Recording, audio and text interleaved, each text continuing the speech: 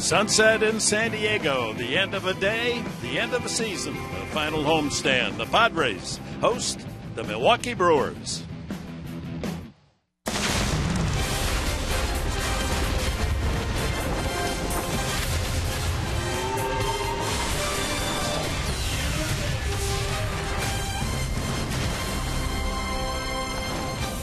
The Brew Crew in town, and Tyson Ross, his first 200 strikeout season, aims for his elusive 11th win tonight. As we welcome you to beautiful Petco Park Tuesday night, first of a three-game series, the final three games of the 2015 season here at Petco with Mark Grant, Dick Henberg. Pleased you're with us. It's all about Tyson Ross. It is, and he's put together one heck of a season. The All-Star last year, putting up almost close to numbers he did last year. The ERA, the strikeouts, but the 200-inning mark is close by with 10 innings that he needs for 200. The 200 strikeouts for the last 5 starts. The 1-2 record, but look at 197 fewer than 2 runs, only 9 walks and 36 strikeouts. Sure, the walks are up this year, but you know what? He's incorporated the cutter. Now, Dick, when you have a guy with a nasty two-seamer, a nasty slider, and he incorporates that cutter, it's not just throwing the off-speed stuff when you're ahead. He throws it at any time. So a hitter really has no idea. It's very tough to square up when you have 3 above-average pitches like Tyson Ross. When you talk about a starting pitcher and you throw the name ace, there are very few that earn that. And Tyson Ross is right on the cusp of being a Padre ace. I think he's earned that, and hopefully that carries over to next year. Well, Travis Jankowski, the Padres have been seeking a legitimate leadoff hitter for quite a while. Is he the man? Is Jankowski the guy to start things for the Padres? Chris Button with that story when we come back.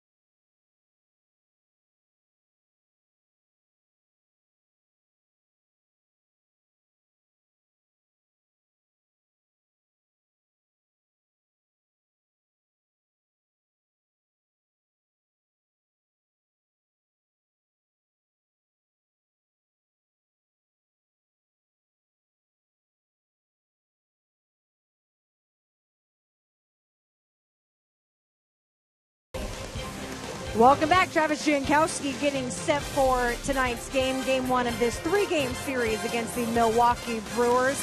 Travis on Sunday got his first chance to bat in the leadoff spot, went 1 for 3 with a triple and a run. He's back in the 9 spot today now that Will Myers is healthy and back in the lineup. But in talking to Pat Murphy, he says that leadoff spot is a place where Travis has a lot of potential. Because of the situation we're in with Myers and Solarte, that gave Jankowski an opportunity, and he did fine.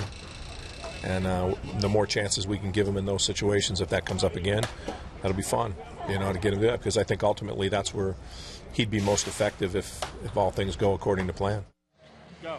And Sean Kelly and the rest of the bullpen getting ready for this final home series. We've got game 1 between the Padres and the Brewers. It's Tyson Ross versus the rookie on the mound tonight.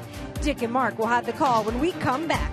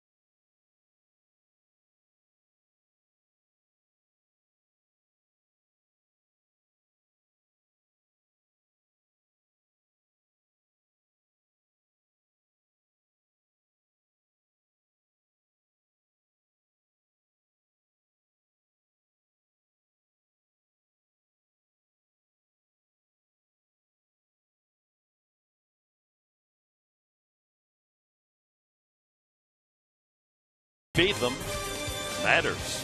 And by Jack in the Box. Taste the new spicy nacho chicken sandwich munchie meal tonight. So an odd scheduling situation presents the Milwaukee Brewers closing out the Padres' final homestand on a 75-degree night. We're pleased you've joined us here at Petco. Milwaukee won 3 out of 4 in the series up in Brewtown, and the Padres would like to win 3 in this series and finish the home season with a winning record. They'd need to do that. They're 38-40 coming in. And speaking of home and their white uniforms, home unis, Padres take the field. With Tyson Ross on the mound, here's the Milwaukee batting lineup tonight, brought to you by Hyundai. Scooter Jeanette will lead it off, then Logan Schaefer. Adam Lind has had a big power year for Milwaukee, and Chris Davis has had a signature season, a breakout year. Domingo Santana hits 5th. Gene Segura will hit 6th. Then Luis Sardinas and catcher Martin Maldonado, and Jorge Lopez makes his big league debut tonight. And right-hander Tyson Ross, we talked about him in our pregame and our game open. The right-hander making his 33rd start of the year. He's got the wipeout stuff, the slider anytime. And don't forget about that cutter he throws. He'll backdoor to the left-handed hitters. Hoping sets the tone for this final 3 games of the 2015 season here at Petco Park. And where did it go? The Padres defense brought to you by your San Diego County Ford dealers. You see Jankowski there in center with Upton and Kemp in their usual spots in left and right. On the infield, Jerko in the middle with Spangenberg at second base. Solarte and Myers at the corners. And Austin Hedges, as has been the case most of this year, behind the plate handling Tyson Ross. Umpiring crew, that's the crew chief, Jeff Nelson, pulling on the mask. He'll be calling the balls and strikes with Corey Blazer, Carlos Torres, and Las Diaz on the bases. Set to go. Milwaukee comes into town with a 66-90 record. 32.5 games behind St. Louis. It's been a rough year for the Brewers, and at the July trade deadline they cleaned house with Aramis Ramirez going to Pittsburgh, Carlos Gomez to Houston, Mike Fiers to Houston, Gerardo Parra to Baltimore, Jonathan Broxton to St. Louis, and they changed managers at midstream as well, as Craig Counsell, who played for Pat Murphy at Notre Dame, as the new skipper, replacing Ron Renicky. Ross ready to go, and we're underway. And the first pitch in there at 93 for a strike. That's a serious house clean in there, Professor. Yeah, it is. Yeah, so they're going to build on youth, and they've got some good young players, and we'll keep an eye on them in the series. And Jeanette's one of them as he grounds a single through the hole on the right side. Logan Schaefer then the batter. Schaefer hitting .236. You know, you might see these Brewers swinging early in the count to try to avoid that slider or that cutter from Tyson Ross. But that doesn't mean that he won't throw it early in the count. We've said that. Swinging early there for Scooter Gennett. That first look at Logan Schaefer, they reminds you facially of Sean Smith, who's with the Padres. He's got some power, but just limited action so far this year.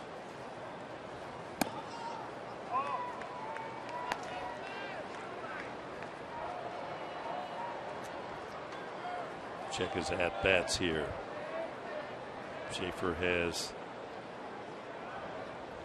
110 at-bats, only 1 home run, so that's somewhat surprising. I would expect a little more power. He's a good defensive outfielder.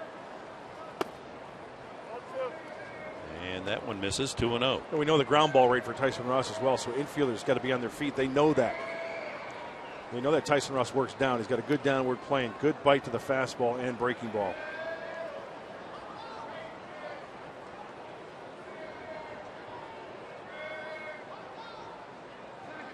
Trying to keep things quiet in the first inning. That's not been the case throughout this homestand. The opposing team's getting on the board first more often than not. On deck is Adam Lind. So towards the bottom in the National League as far as stolen bases are concerned. But you know what? The way the Brewers are going, why not try something? Break it out. Send a runner. Put on a hit and run. Really got nothing to lose. Right. 93 at the knees, and that might project into a series where we see some unusual activity by the visiting team. Counsell signed a 3-year contract, so he's, quote, secure, unquote, for 2016-2017. Runner does go, and a ground ball left side. Solarte no play at second. 1 out as he retires Schaefer. So by that swing, that most definitely was a hit and run. Hit and run, you're swinging no matter where the pitch is. And you see that pitch got in on Schaefer, and he did his job. Runner was going, he hit it on the ground. Watch this swing from the righty, Tyson Ross. And get out of my kitchen. And he keeps it on the ground, advances the runner. Yeah, just like a little pitch and run shot there to third base. Adam Lind, solid, 284, 20 homers. That's the 5th time in his career he's hit 20 home runs.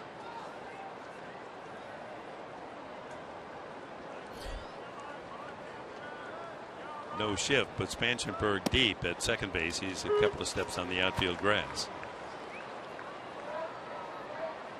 Yeah, outfield just slightly playing the other way on the deep side. Brewers are without Ryan Braun. He's been shut down for the rest of the season with a bad back.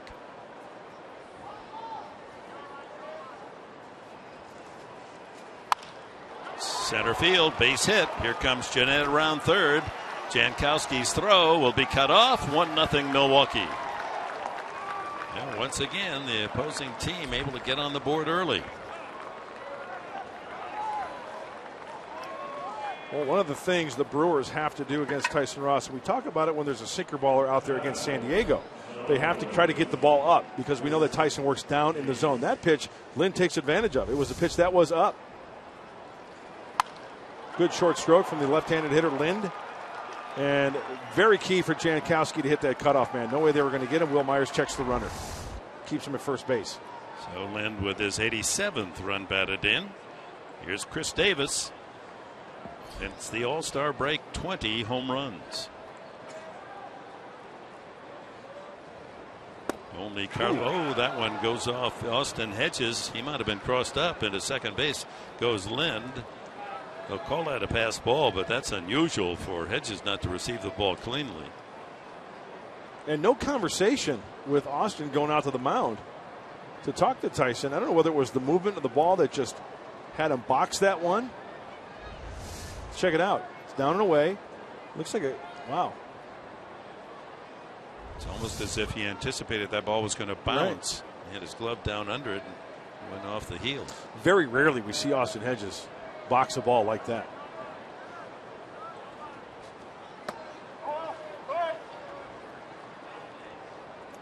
So 2-0 to Chris Davis. Against Tyson Ross, Davis is 3 for 6 with a home run. 26 homers to lead the Brewers.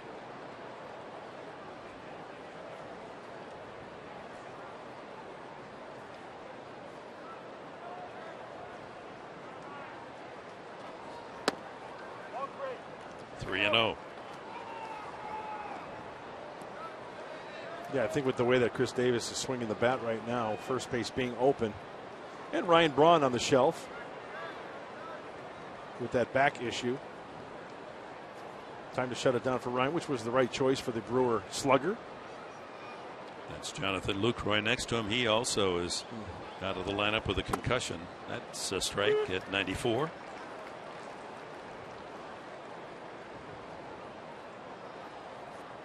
Yeah, some of you fans up in Orange County will remember Chris with H, K-H-R-I-S. Chris Davis played at Cal State Fullerton.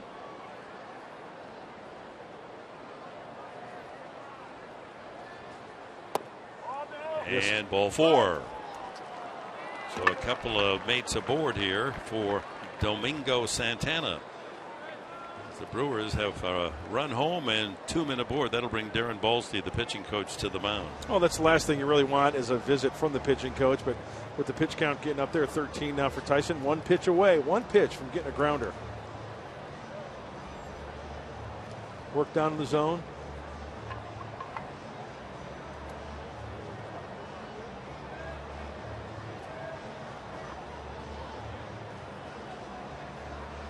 We got a young hitter coming up as well in Santana.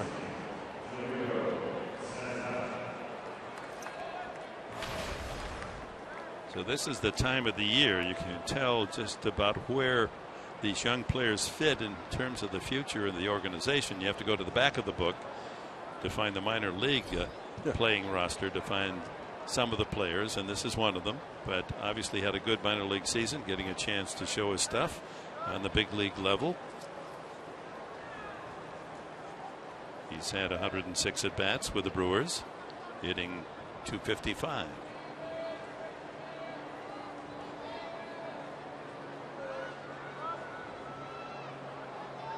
Another player from the Dominican Republic. Yeah, that Houston trade for Carlos Gomez. Getting an audition in America's Dairyland. Just 23 years of age.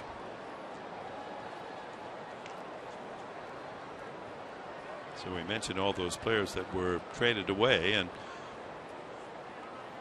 cleaning house, but getting young talent back and hoping to build upon them.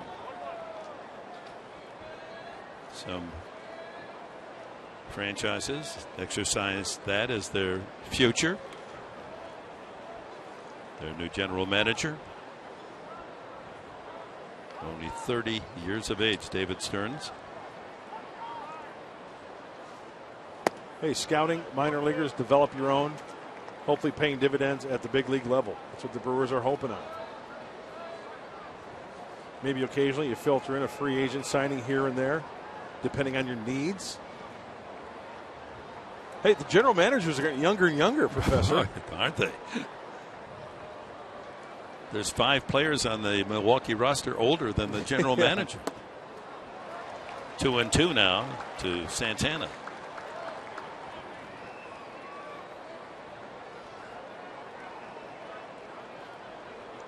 Yeah, some of these general managers, they go into the hotel bar for a libation. They ask them for their ID.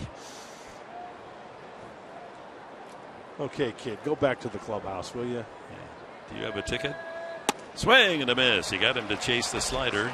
First strikeout for Ross, his 206th of the season. Slider down and away. It's the pitch du jour. It's the pitch all year. And a bad hack. And Santana goes down. Oye, como va to Santana. Gene Segura, the shortstop.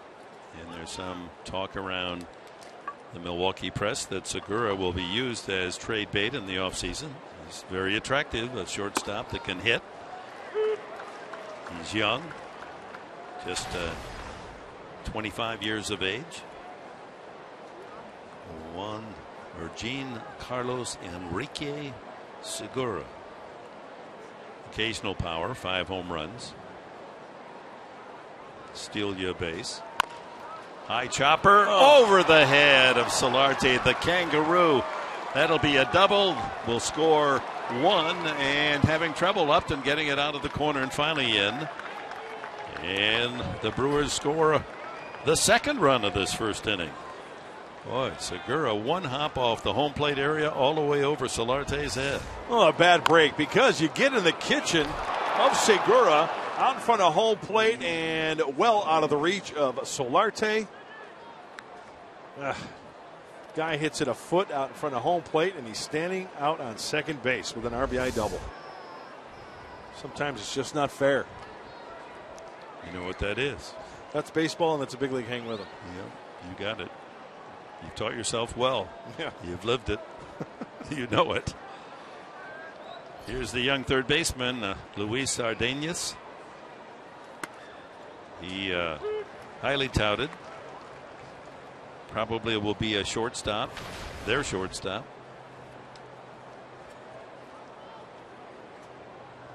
'91 at bats, 19 hits so far.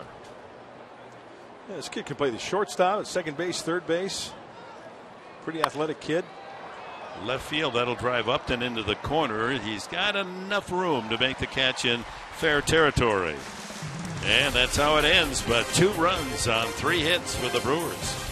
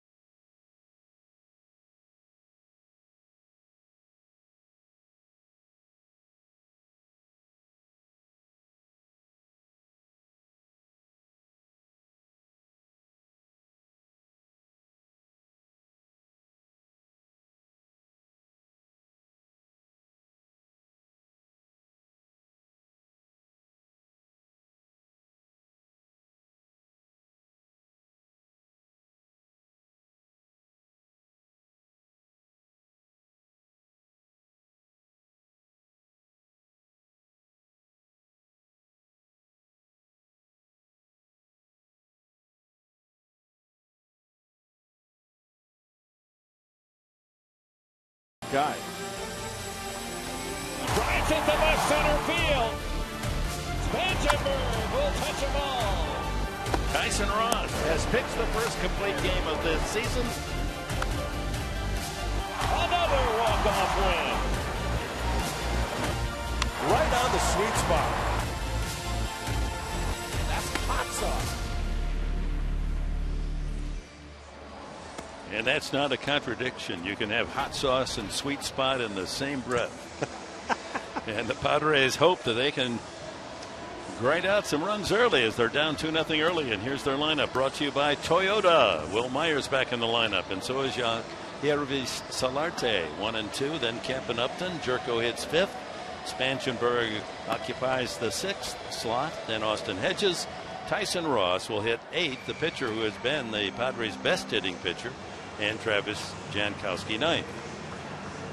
And the scouting report for right-hander making his major league debut, Jorge Lopez, is brought to you by UCSD Health. He's got the fastball mid-90s. He'll throw a curveball and a changeup. You know, his stuff over command. He's got good stuff. Still has to hone in on those spots. Down and away, down and in. Ball for a strike with 2 strikes. We'll see how the MLB debut goes for this right-hander. I love debuts. Yeah, he's all arms and legs. What do you see his motion? He comes at you 6'4". And his first pitch is down low, ball 1. He was named the outstanding pitcher in the Milwaukee Brewers organization in this season. They tallied up the youth coming forward, so he gets a chance on the big league level tonight. Well, he stays over the rubber well. I see his mechanics, and he's got a high 3/4 arm slot. Looks like he goes from pretty much the third base side of the rubber a little bit. As you can see, angular, 6 feet 4 inches tall, 195 pounds, just 22, from Puerto Rico. He was a second-round pick of the Brewers just 4 years ago. From Caguas, Puerto Rico. Played a little winter ball down there. Love Puerto Rico. 2 balls and a strike to Myers. And he drives one to deep center field. Is that number 9 on the season? Not quite. As Schaefer goes right to the wall to grab that drive by Will Myers. Off the bat, looked like that might be a home run. Missed it by that much. Oh, good swing on it. Just goes to show you how you got to get it right on that sweet spot a little bit. Keeps it in the yard. And pick a better spot in Petco to hit it. The deep part of the yard. Here's Yann Solarte back in the lineup after sitting out 3 games as a starter. Did pinch hit in those 3 games. Brings in a 273 average. A nice little number in the home run column, 13. He also has hit well against Milwaukee pitching in his brief time over in the National League. Hey, you never know. Jan Hervis gets hot. You finish the year with 15 plus, 70 runs batted in. It's a nice little year right there. Ooh, good breaking ball. Wow. From Lopez. That was a 12-6er. So 2 outs, a 3-pitch strikeout, and Solarte takes the long walk. Gets right over the top, and look at that break, nose to toes. And that's not one of those lollipop curveballs. That's on the side of the firm power curveball. Nor is that an easy man to strike out. Yeah. He's in the top 5 in the National League, toughest to fan. So 2 outs to Matt Kemp. 1 RBI shy of that 100 mark. A little low apparently. The Brewers defense brought to you tonight by Renovation Realty. Davis, Schaefer, Santana in the outfield. Around the horn, Sardanis at third, Segura at short, Jeanette and Lind on the right side, Maldonado behind the plate for Lopez. 111 errors for the Milwaukee Brewers this year, second most in the National League to the Phillies with 112.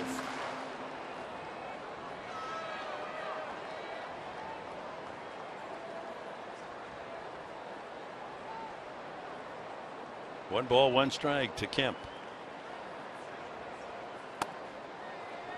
94 on the fastball, right down the middle.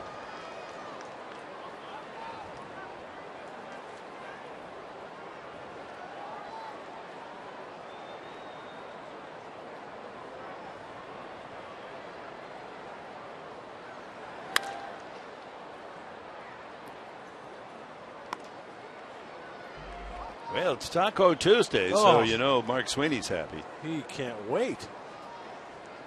And Crusher, the crusher of the tacos on Tuesday. Just like a big old dinosaur jumping on those things, huh? Whoa! 95, and that's right at the chin. Yeah, I wonder if he swung at that. I know he was trying to get out of the way, but this ball rides up in on him. No, he's trying to get out of the way there. We'll just slow it down. We'll just get up and in on him. Levels the count at 2-2. Hey, there you go. Taco Tuesday. $1 tacos sold here in hot sauce with it.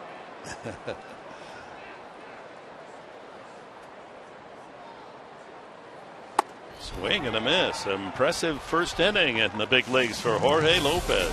Strikes out 2.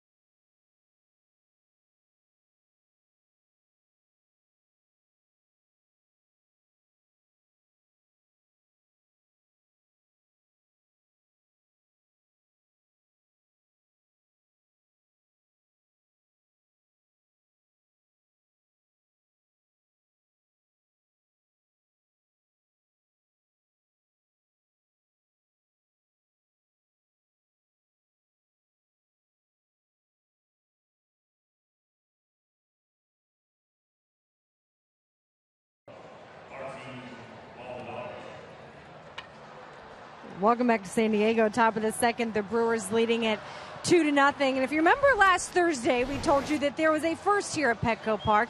A baby was born here during the game. Well, the mom and the baby are doing well. And actually, the mom, Jamie, got to be reunited with the nurse who actually helped deliver the baby here at Petco Park. And here's the pod squad and everyone. And baby Levi tucked in there with all the stuffed animals. So that was at the hospital this weekend. So congratulations that mom and baby Levi and everyone who's doing healthy, Dick. Right. That's going to be an interesting story to follow next year on his birthday. I think they had to have a special occasion for him. Come out to Petco, have his birthday party. Levi Day. Yeah. I wonder about the middle name. They've got to throw a baseball name in there, don't you think? That's a great point. That is an excellent point. We'll think of one.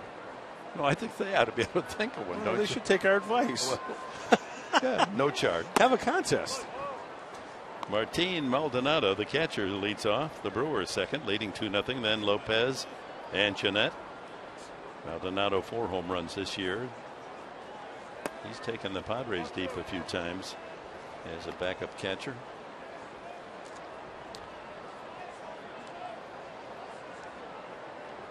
Talking about naming your child after a baseball player. Line drive, or low line drive, skids out to shortstop Jerko, throws out Maldonado. One away. Well, it's great to have the Blue Angels with us throughout the first pitch tonight. Quite a core of outstanding gentlemen. Not a bad form, a little offside, but hey, it's only 1-0. I'll tell you what, you talk about guys who've got their stuff together right there. My goodness. They kind of fit those uniforms a little better than we do, don't they? I'll tell you what, if I tried one of those on, those seams would be the hardest working seams in all of baseball. Just be crying out loud, huh?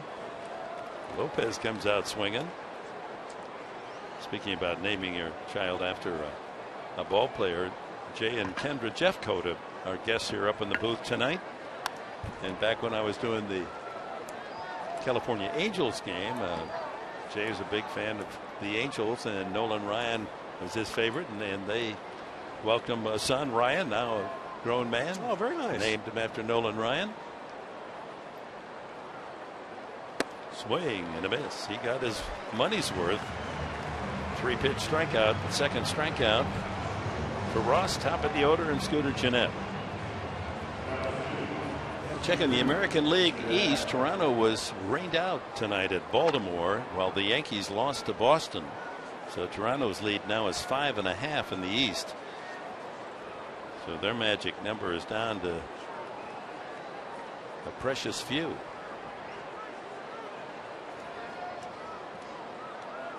Gennett singled and scored in the first.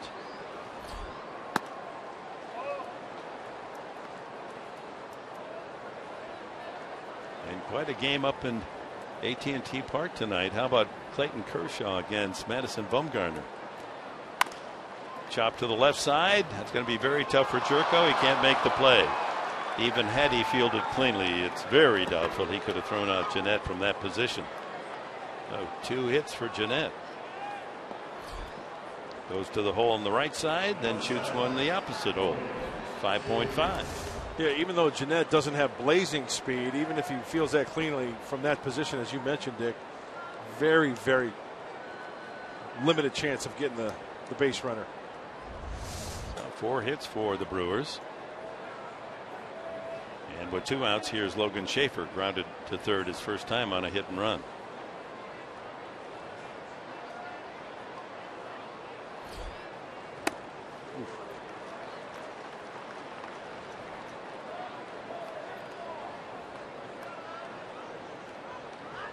I just thought of a great idea. Some restaurant in town has got to come. You know the sliders that the little, yeah. They should call them the Tyson Ross sliders, or here at the ballpark have them. The Tysons. Yeah. Just the Tysons. Yeah. Little soft pop up. Solarte settling under it in foul territory, and that'll do it for the Brewers in the second. They lead it 2-0.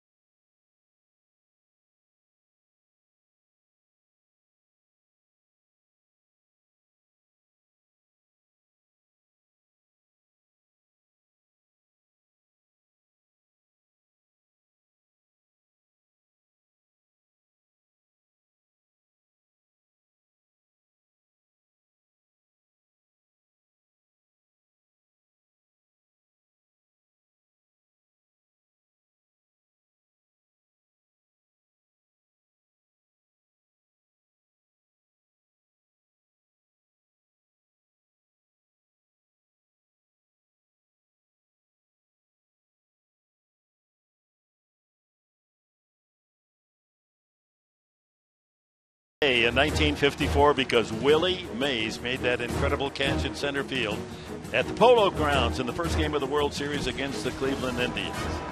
That Mays catch, whenever they talk about the greatest catches in baseball history, that one was right up at the top.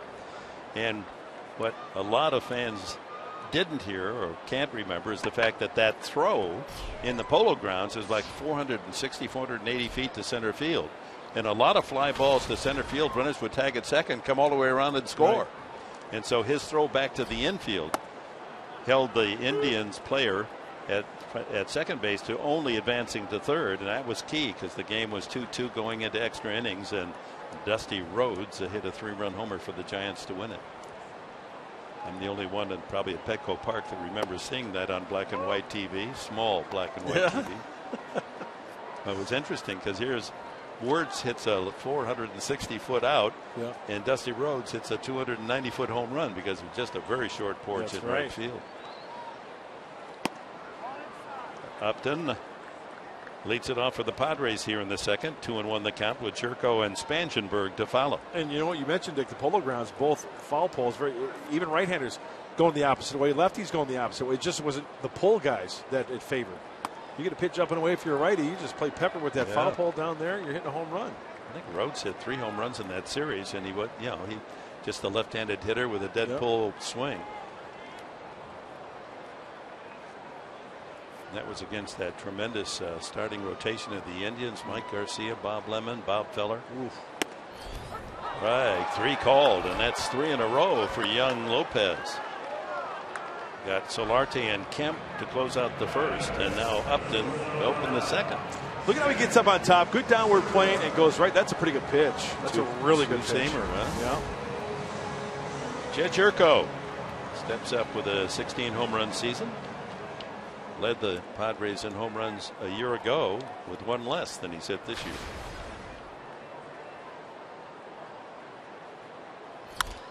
Bounce by the mound right at Jeanette. 2 away. That'll bring up Corey Spangenberg.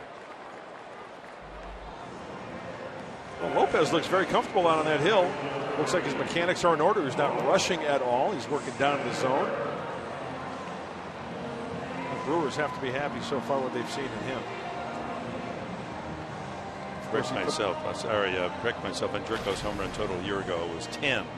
So he's got 16 this year, marked improvement. He's got 6 more RBIs than last year. Spangenberg shows bunt, takes a strike.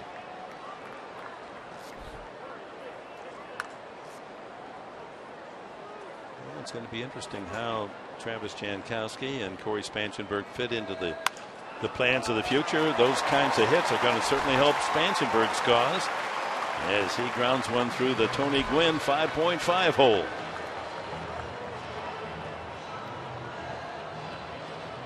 Corey did a nice job of staying on that curveball from Lopez rather than trying to pull that ball. Watch how he almost insides out it.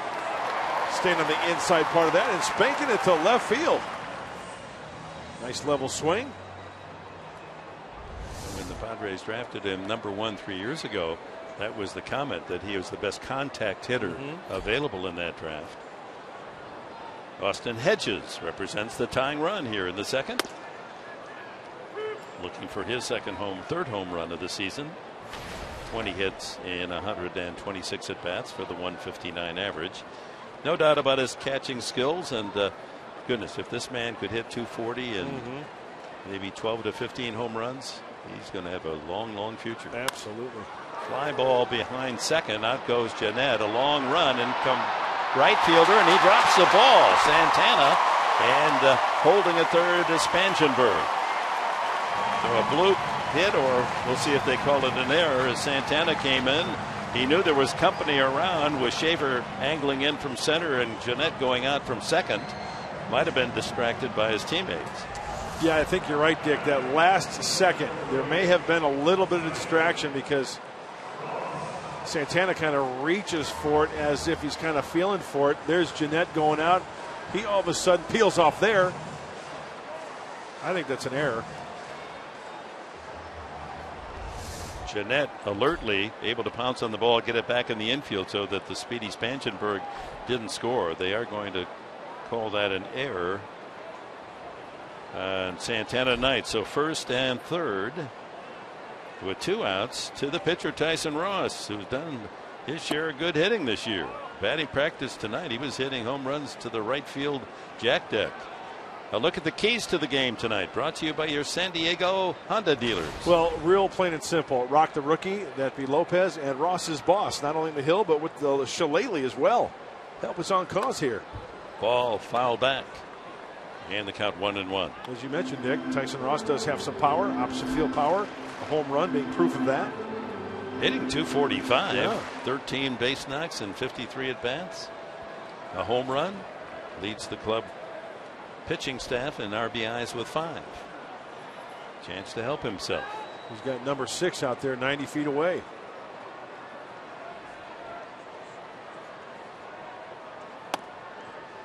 Two balls and a strike just off the edge.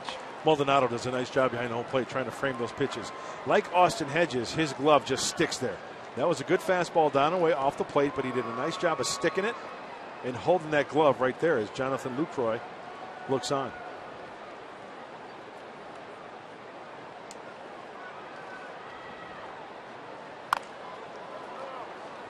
Clipped, fouled at the plate, 2-2. Lucroy honored this week with the Bob Feller Valor Award. It's going to be given each year to a Hall of Famer. This year, George Brett, and to an active player. And Lucroy, who has worked extensively with the military families and wounded warriors. Nice. 2-2.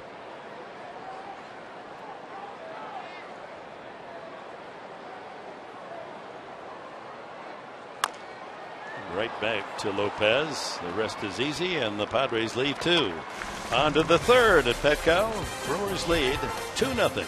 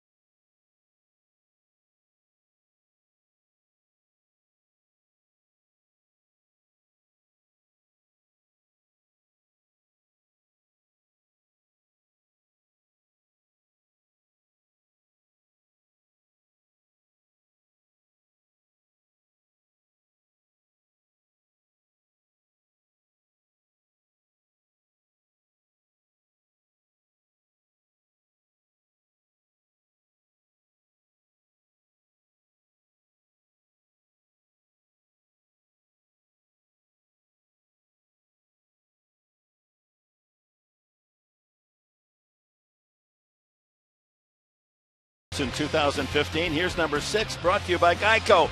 Glove flip, bare hand catch and throw. Amarista to Jerko. This was the outstanding double play of the season.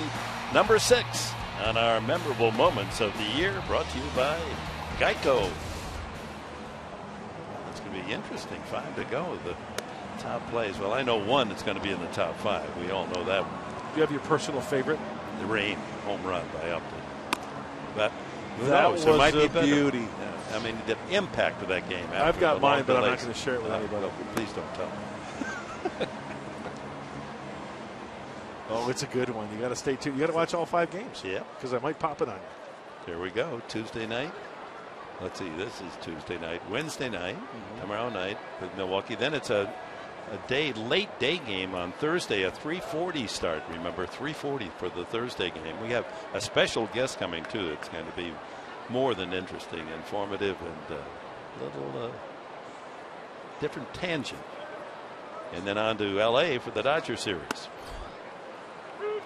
Wouldn't it be nice if Well, if you're a Dodger fan, it wouldn't be nice. But for the Giants, if they should take the next 2 games, cut the Dodger lead down to 3, and then the Padres go to L.A. with a chance to mess up the Dodger plans. Sure. I don't care if you're in second place or last place, wherever you may be in the standings. The last thing you want to do is see a team celebrate on your behalf. Well, Dick, we showed you that little nugget there about the Brewers on the first 2 pitches. They're 4 for 6, swinging early in the count against Tyson. They're 3 or more pitches. They're 0 for 4 with a couple of punch-outs. Adam Lind lined a single for an RBI in the first inning. The Dodger magic number is 2, so if they win either tonight or tomorrow, they've clinched the NL West. Lind, then Chris Davis and Domingo Santana in the Brewers' third.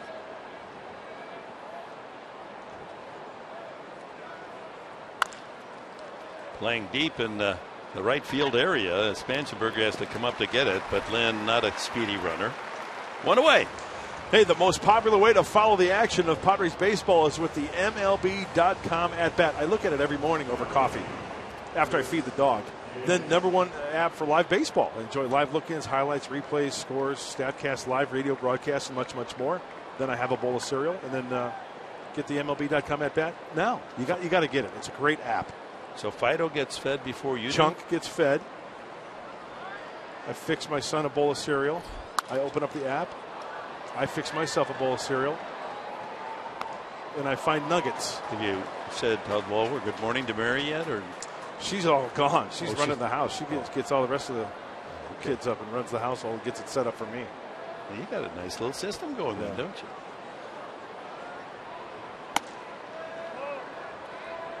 Davis walked his first time, 1-1 the count. Yeah, I've got a bucket list, and I'm going to fulfill 2 of those on my bucket list before the end of the year. Okay. Swing. What's one of them? One of them is going to be where family's going to go to Machu Picchu.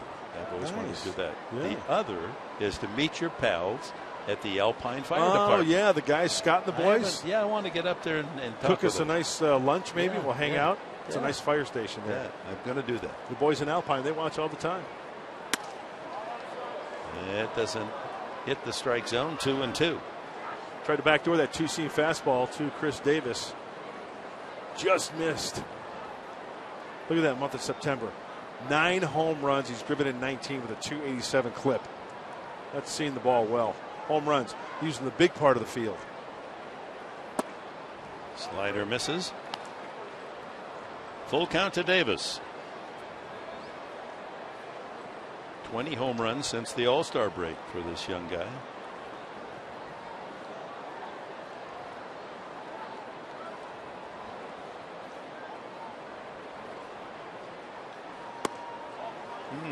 That was a pretty good looking pitch. In fact, Davis himself took a false step toward the dugout as if he was going to hear strike 3. So he's walked both times. That almost looked like a curveball or a slider that he kind of wrapped a little bit because it had a bigger hump in it. And it just missed. Austin Hedges tried his best to try to frame that one. Let's take a look at the motion of Tyson Ross on that last pitch. Quickening up the leg kick there, getting up on top. That's a big boy coming at you right there, Tyson Ross. A lot of knees and elbows. Yeah, both pitchers tonight. Ross is 6'5", Jorge Lopez 6'4".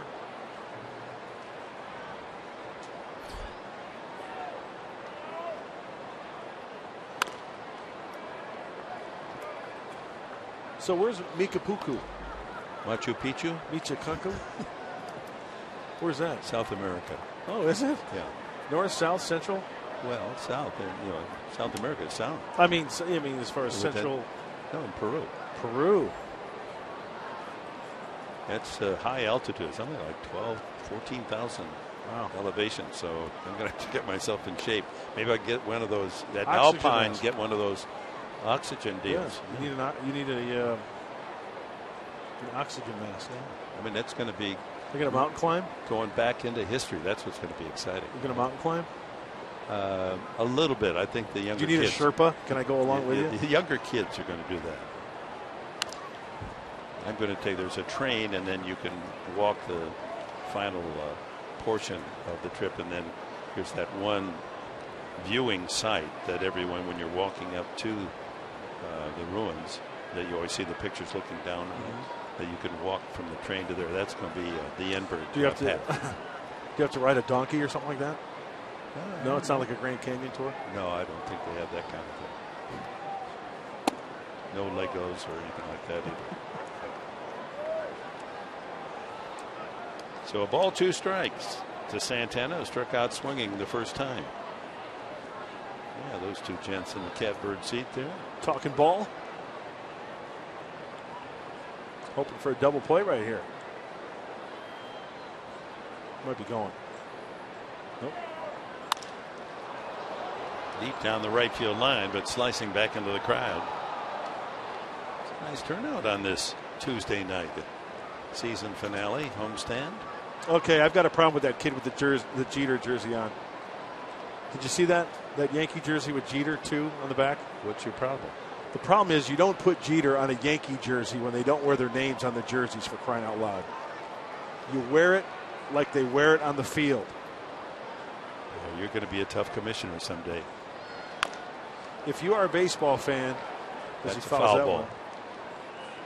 You wear a Yankee jersey, you just put number 2. You don't have to put Jeter on the back of it.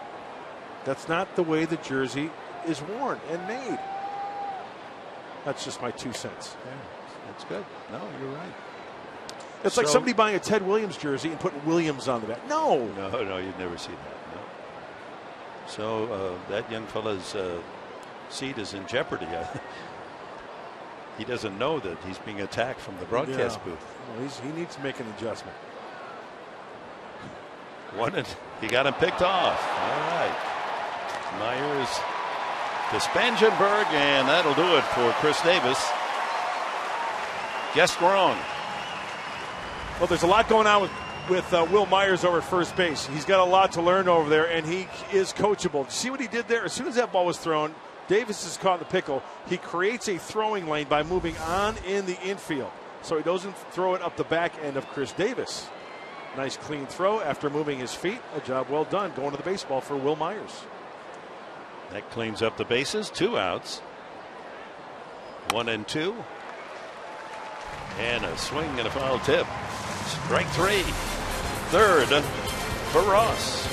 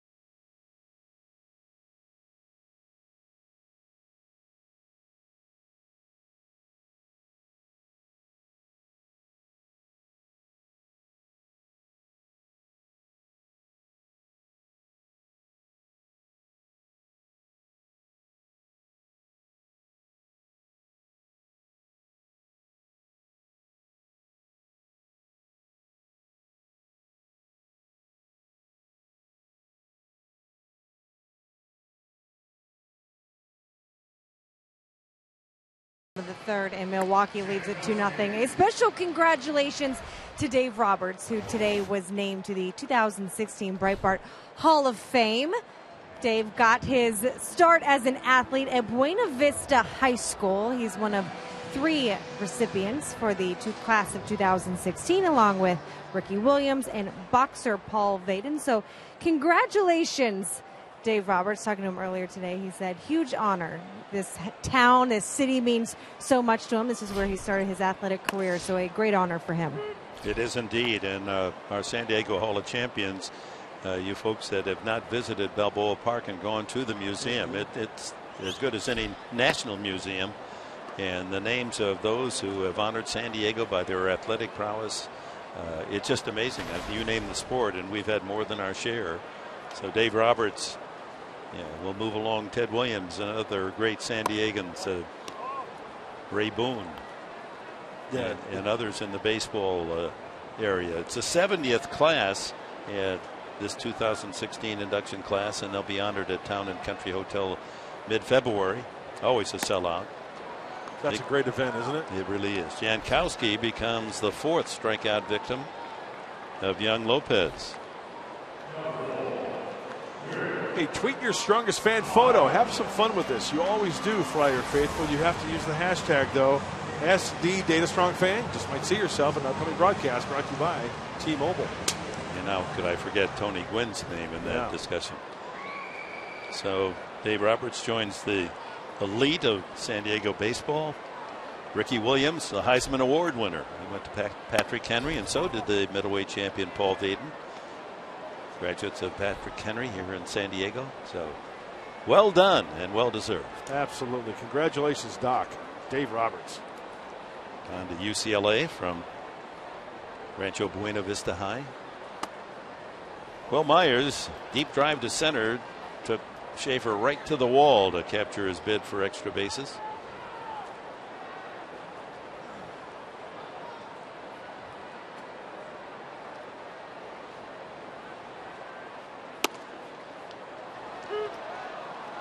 This kid's got stuff. Yes, he does. Movement on a 94-mile-an-hour fastball.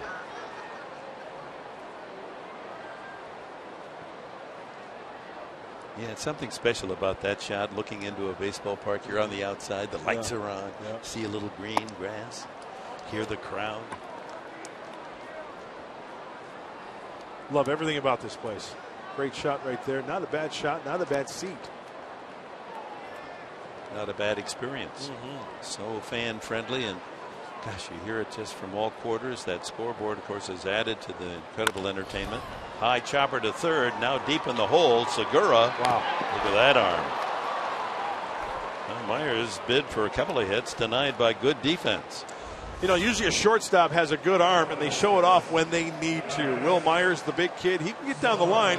Segura sets up himself. Did you see him? It was all with his hands. It wasn't with his feet. His feet are already set, but look at the hands there. The high leg kick, almost like a pitcher. Back from the ear. On the line, accurately to first base. Good hustle by Will Myers, but a nice play by Eugene Segura. So 2 away to Jan Solarte. Struck out the first time. There's that curveball again, Dick. Remember, he struck him out the first time on that. Starts him off with a curveball. I was talking with some friends that went to the game on Sunday, and when you sit on the first base side where they were, I mean, it's warm. That sun is hot. Said the ushers could not have been nicer. They had water sprays, so they spray them to kind of cool them down. They had suntan lotion. Wow. I mean, they take care of the fans here. They bring them like margaritas and drinks too? I don't know about that. I think that's a little different. They weren't seated quite that front forward. Ushers are great here. Do a great job. Treat the fans right. And if you see an usher, go up and give them a hug. Show them you love them. Show them you appreciate them. Because after all, they're people too, and they have feelings. Yeah, I said it. Hug an usher. Take a selfie. If you want one, they'll help you. Late swing foul by Solarte. 2 outs, bases empty. The Brewers got 2 in the first inning. A single by Jeanette. Went to second on a ground out. Scored on Lynn's RBI single, and Lynn scored on a double by Segura. Now in the bottom of the third, Padres have only 1 hit. Spangenberg single. In the dirt. Did you see what Maldonado did before that pitch? Tells me that Lopez is coachable and he can make an adjustment. Just before he put down, after he put down 2, and then he tapped his glove. He tapped his glove on the ground, indicating that I want you to bounce it. It was, in fact, a curveball, and he did, in fact, bounce it. Two-seamer away here. Oh, he shook off. Look at changeup. That 89. Well, tomorrow night we're going to see another youngster, Zach Davies, for Milwaukee. He's 2-2. I'm up at midseason. Andrew Kastner for the Padres. 6:30 our TV time here on Fox Sports San Diego. Up the middle, and Solarte has a base hit. The second for the Padres.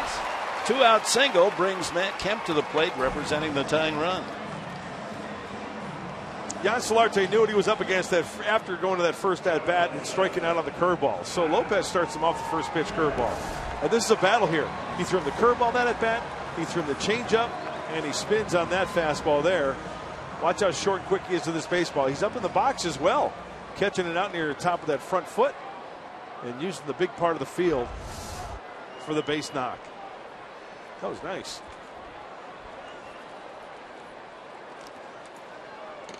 Kemp struck out his first at bat.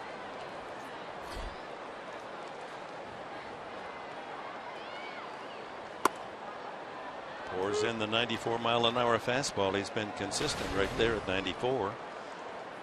Boston and the Yankees. A Fox Sports game break coming up.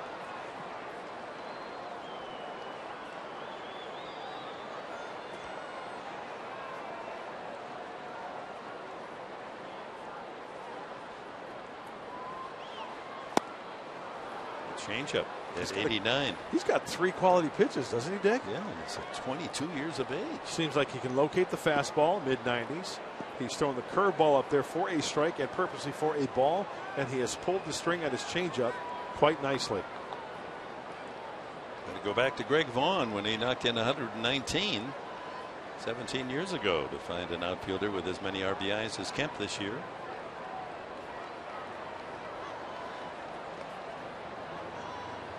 I was talking to Bill Schroeder, the color analyst for the Milwaukee Brewers, and he said that Lopez, coming from Puerto Rico, big-time volleyball player. Yeah, isn't that amazing? Yeah, he could have went collegiately. There's Rock. And Brian Anderson. With the new GM of the Brewers. David Stearns. Yeah. Could have played big-time collegiate volleyball, Lopez.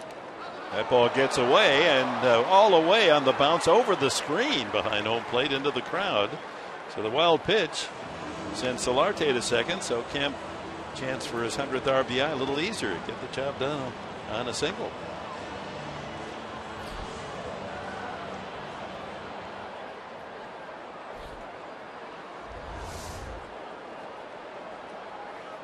Right off the, looks like off the knee or something of Maldonado.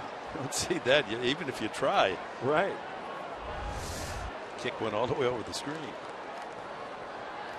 So 1-2 to Kemp. He's got to throw something off speed here, I would think. Oh, fastball. You took we saw that shot of the Milwaukee Brewers broadcast booth. There are a lot of outstanding young broadcasters around the country, sportscasters. That Brian Anderson there on the right, folks, he's going to be a star. I mean, he is so talented in all the sports. He most certainly is. If I were a network, I'd lock him up right now.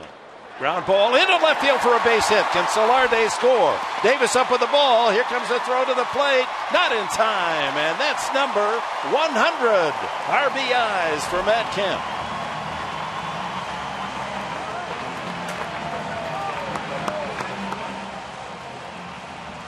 And the Padres cut the lead to 2-1. Second time around for these Padres against Lopez. They've seen all of his pitches. And congratulations to Matt Kemp. There's something magical about that 100. Not that he hasn't accomplished that feat before, but it's a signature season. It makes a statement that this is one of the top hitters in the game.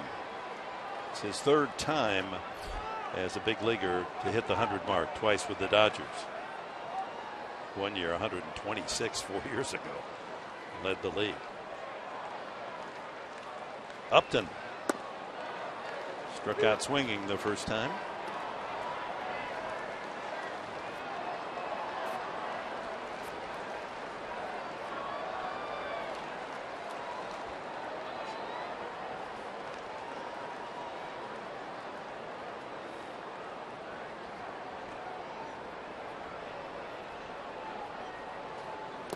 in the dirt. Change up 2-1 now.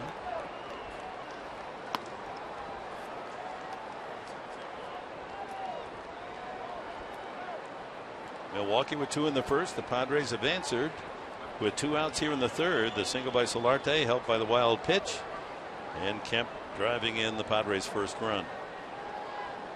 He shook out the fastball away, Dick. He's going with the cambio coming up here, the changeup. And that ball drilled into the left field corner. Fair. Oh, that's bad luck. A ground rule double, and Kemp will not be able to score. Would have had that ball stayed down, but it bounced high over that short barrier in left, and Upton will have to settle for a double. Boy, he rifled that ball. He most certainly did. It was a changeup. Leaked middle in, and watch Justin drop the head. Keep it fair.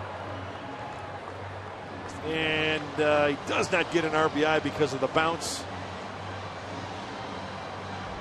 Now it's time for Jed Jerko to pick him up, possibly drive in 2. That changeup at 89 miles an hour is almost like a bad fastball. Coming in a little hot, you're absolutely right. So Upton at second, Kemp over at third. Jed Jerko grounded out his first time. Dick, you make a good point because his fastball consistently 94, the changeup at 89. If you're going to have that 5-mile-an-hour difference, it better have more movement to it. Yeah. If not, you're going to have to have maybe 8 to 10 or 11 miles an hour difference. And that's usually the span, isn't it? Right. 8 to 10. Yep. So Jerko with a tying run at third, go ahead score at second, and he takes strike 1. Fastball at 93.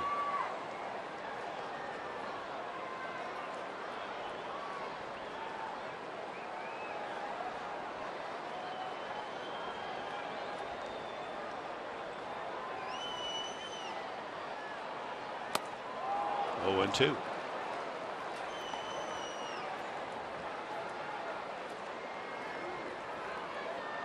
See where the Angels signed Matt Latos. Oh, really? Did not see that. Cut by the Dodgers there for anyone, and Angels figured maybe not for this year necessarily, but a project to get him back to where he was when he was a Padre pitcher. Off the plate, 95.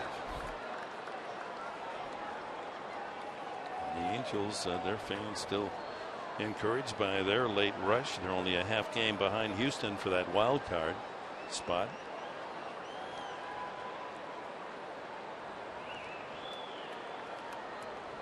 They're leading 2-0, hosting Oakland tonight in the 4th.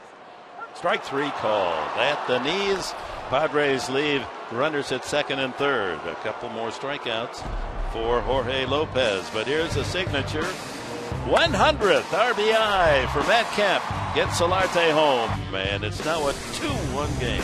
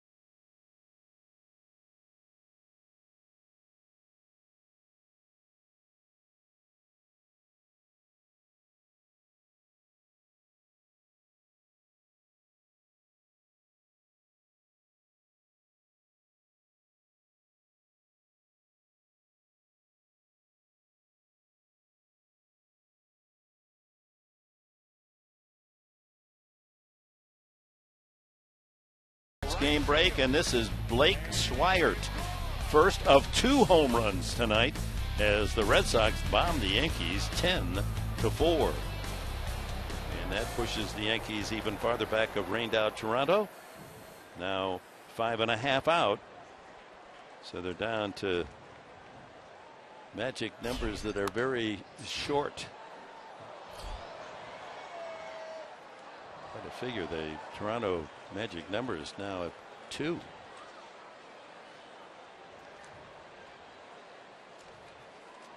Segura doubled on a kangaroo bounce over the third baseman Solarte's head the first time. Sends a pop fly shallow center. And it's Jerko that cuts between Spanshenberg and Jankowski to make the play. Uh-oh, we got quite a race going on here. 4 horses down the stretch, Dick. Hey, don't count out Minnesota. Well, that's going to be, this whole week is going to be exciting. A lot of places could change here in the next 6 games. Mark Sweeney joins us here in our Fox Sports San Diego booth of luxury. Welcome back, Mud. Thank you, Marco. Good to see you. Where's your baseball? Someone here it is. No, it's not. Francie will get it for me. Nice tie. I like your tie too. I like your tie, Dick. Thank you. Didn't want to leave you out. No. That's a nice clip-on. My feelings get hurt. Yeah. 90% rayon. That's awesome. Wow. Don't touch me. Smooth as silk, though. Well played. Well played. That was good. I like that. So Tyson Ross and the Padres pull within a run, 2-1, each team with 4 hits. Sardinas, talented 22-year-old from Venezuela.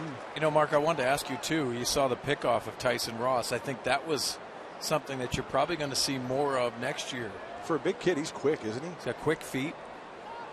They're controlling the running game a little bit more because some teams have really come in and attacked Tyson when they get on first base, and it was good to see with the pickoff tonight. I think James Shields is kind of instrumental in that. I wouldn't put it past James Shields that he's had talk with the starting pitchers as the right field mission chalks up another K. No, you're right. He's quick. 4th strikeout, so that gives Tyson his 209th on the year.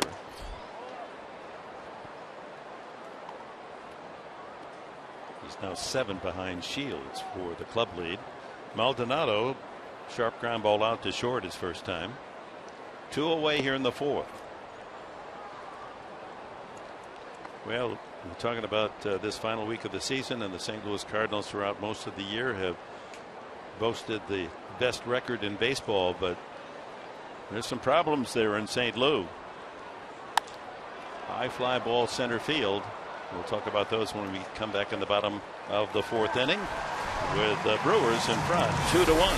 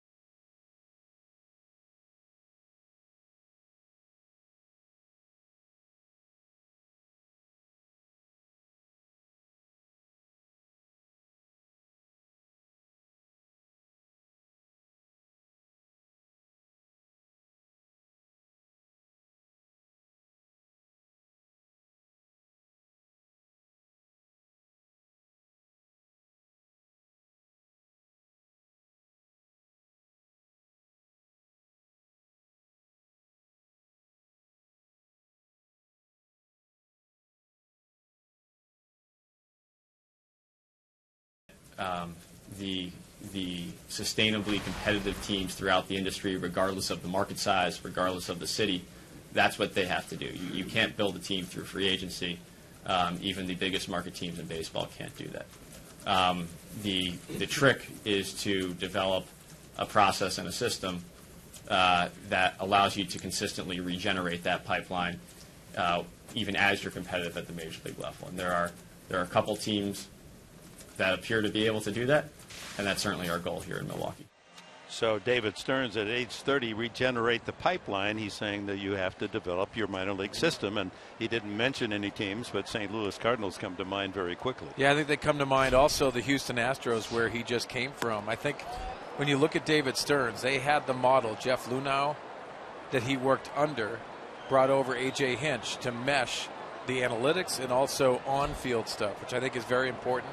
And then you have Craig Counsell here and David Stearns. That's that same model that they're expecting. Obviously, the talent pool is not here in Milwaukee as Houston has. Spangenberg singled his first time and falls behind 1 ball, 2 strikes, with Hedges and Ross to follow in the Padre fourth. Yeah, when the announcement was made for the Brewers, David Stearns being named GM, they all had a party at Chuck E. Cheese, and everybody was given $5 of tokens to go have a good time and have some pizza. And the guy that gave him the tokens was older than he was. I'm sure he's heard all the jokes. Well, we can stuff one more in there, can't we? As Harvard guys can take it. No, but what a great opportunity. Slap foul. It's a passionate fan base in Milwaukee. We all know that. We've been there. You know, you played there, Mark. Yeah, and you know, I was in the transition area too. It was when they went into the first year of the stadium, and there were all kinds of problems that were going on, and they were looking for somebody. Ben Sheets was really their only draft pick they could hold on to then, but a total change, especially from the owner, Antanasio, which was really a big addition, I thought. 3 balls and 2 strikes to Spangenberg. There's an interesting lid.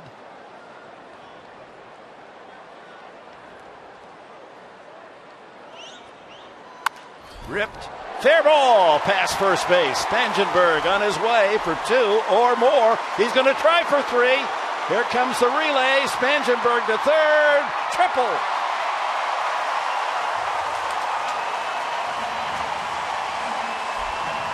Corey Spangenberg sees that one moment of hesitation in right field, and he just turned on the added fuel and has another triple, his 5th of the year, to lead the team.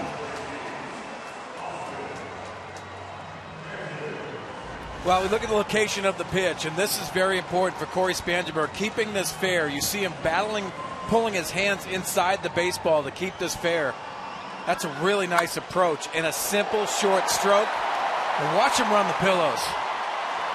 This is speed. He makes the decision right there, puts his head down, and picks up his third base coach sliding into third. 2 impressive at-bats for Corey Spangenberg. Taking the curveball the opposite way, his first at-bat for the single, and turning the non-heater for the triple. Austin Hedges safe when right fielder Santana dropped his fly ball. Infield playing halfway in the baseline. Padres with a tying run 90 feet away here in the 4th. A pretty interesting call by Craig Counsell, the manager here, with infield in. Fairly early in the game, but you think about what Tyson Ross has.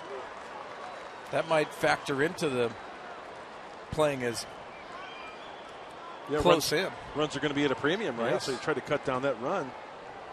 Speaking of Ross, he's in the 8th slot in the batting order, so he's on deck. And Mark, after giving up those 2 runs in the first, goose eggs the rest of the way, Tyson Ross has found a nice groove. And 3-0 to Hedges.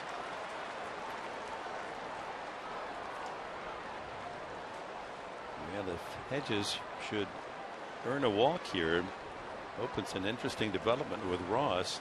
Do you bunt, or do you let a guy who can swing the bat pretty well take a cut at it? Well, why not take a shot early? And a 4-pitch walk to Hedges. Was that a pitch around, do you think? I don't think that's a pitch around. It looked like he was trying to locate that pitch, especially that last one. First walk from Jorge Lopez. So now 1st and 3rd, no one out. You're the manager, Sweeney. What do you do here? I give him a good shot right here. The first pitch is very important. Let him swing at the first pitch? I like him taking a swing the first pitch, and then if you don't factor into that and it doesn't help you, then you lay the sacrifice down.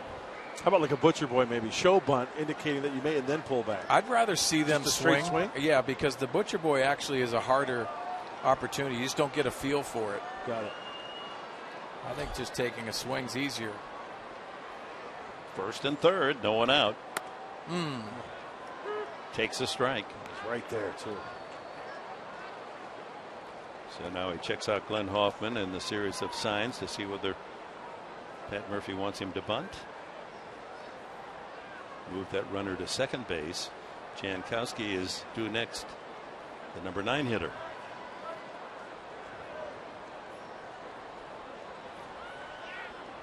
And he drills one, well, a soft liner to left. That's going to be off the glove of Segura.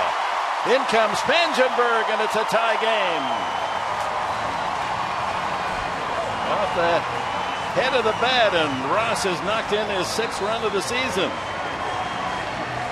Segura made it a close call as he raced out into shallow left. Tyson Ross is so strong that he does not get all this baseball. And let's check it out again. Is it a jam shot or is it? Yeah, it's a jam shot. So down by the label, he's just so strong that he gives it just enough to drop in there to tie this one up. And it keeps the inning alive with nobody out. Yeah, that was served out nicely. Almost like you were at Wimbledon. Oh. Yeah, that's the old lob. The little lob. As the guy's charging the net, you kind of. Yeah, the little lob. You give it the full swing to make it, your opponent think that you're going to drive the ball. But you put a little English on it.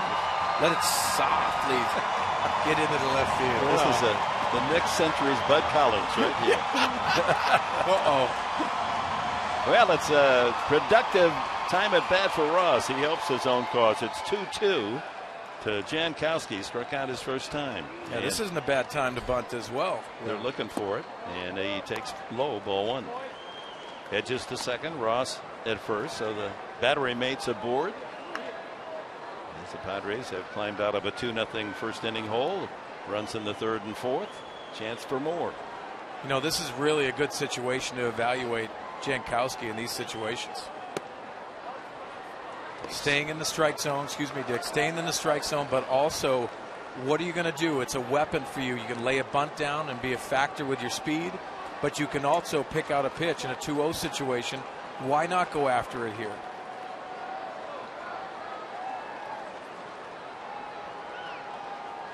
And he did. 93 couldn't find it. And that was the pitch right down the middle. So you're looking at the process and what he's trying to do. He got a pitch that he had to do it. Maybe he got a little bit long with a swing. Now he might go back to that bunting for that weapon to move the runners.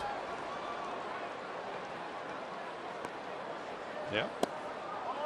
Low and inside. Got squeezed. Yeah, could have been a strike there at the knees. So 3-1.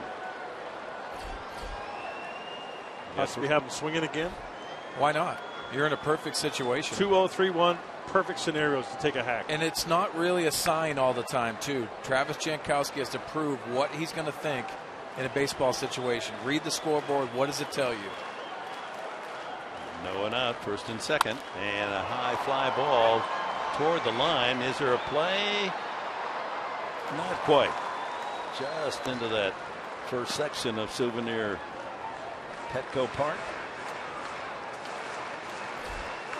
Davis close to leaning in for it. Full count.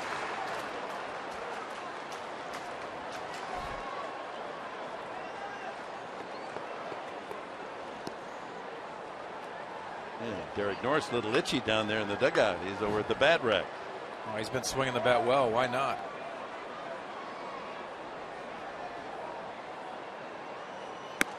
Swing and a miss, and Jankowski, he strikes out for the second time.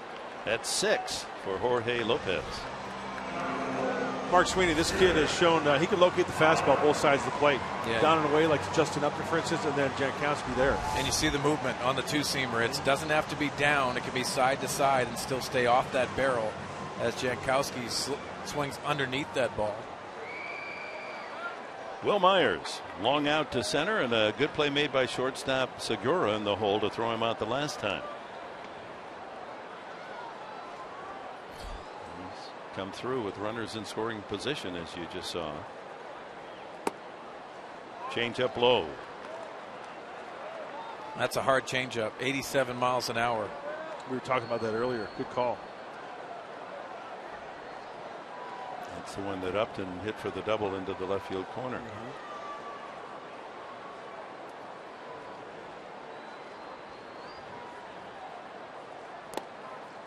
And he skips another 2-0.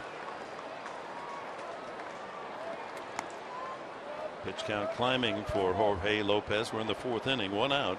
Run home. First and second occupied by the battery of Hedges and Ross.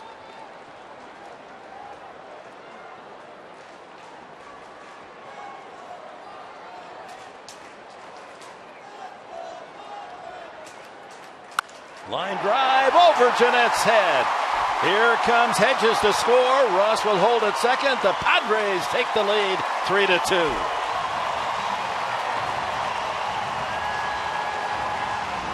'29th RBI of the season for Will Myers. Well, third straight at bat that Will Myers looked very comfortable in the batter's box. He's seeing it well. If you watch the location of this pitch, that really tells you something.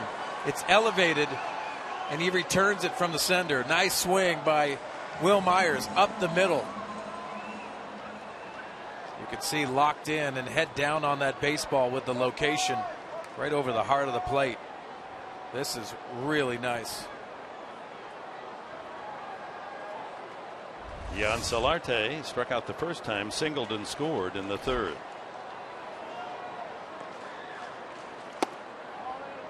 Breaking ball. After Solarte, Matt Kemp. And Will Myers has to be careful here with the pitcher ahead of him. You never know when Glenn Hoffman's going to hold him up on a single. So make sure your eyes are aware of what Glenn Hoffman's going to do as a third base coach. There's that curveball again. Back to back.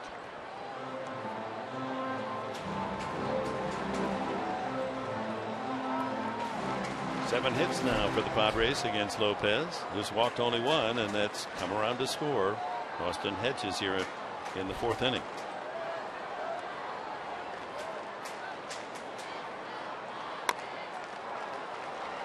Kicks foul. Hey, the changeup's getting a little softer. Early on, it was hot, right, Dick? About 89-ish. Yeah. Fastball was 94, 95. Because we see Barrios hitting up in the bullpen. Now it's about, we've seen 86, 84. You know, you're coming from Double-A, and you know this, Mark, too. The refinement of the secondary stuff usually is not there. You see a good curveball tonight, but you see the inconsistency. You see the inconsistency with the velocity on the changeup. And the count stays at 1-2 to Solarte.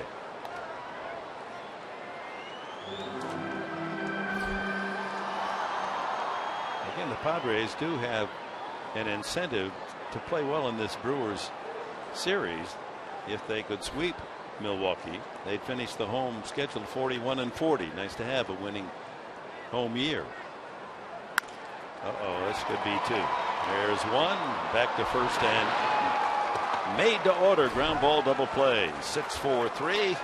Padres will settle for two in the fourth inning. After Spanchenberg's triple, Myers an RBI single, and Ross an RBI base hit.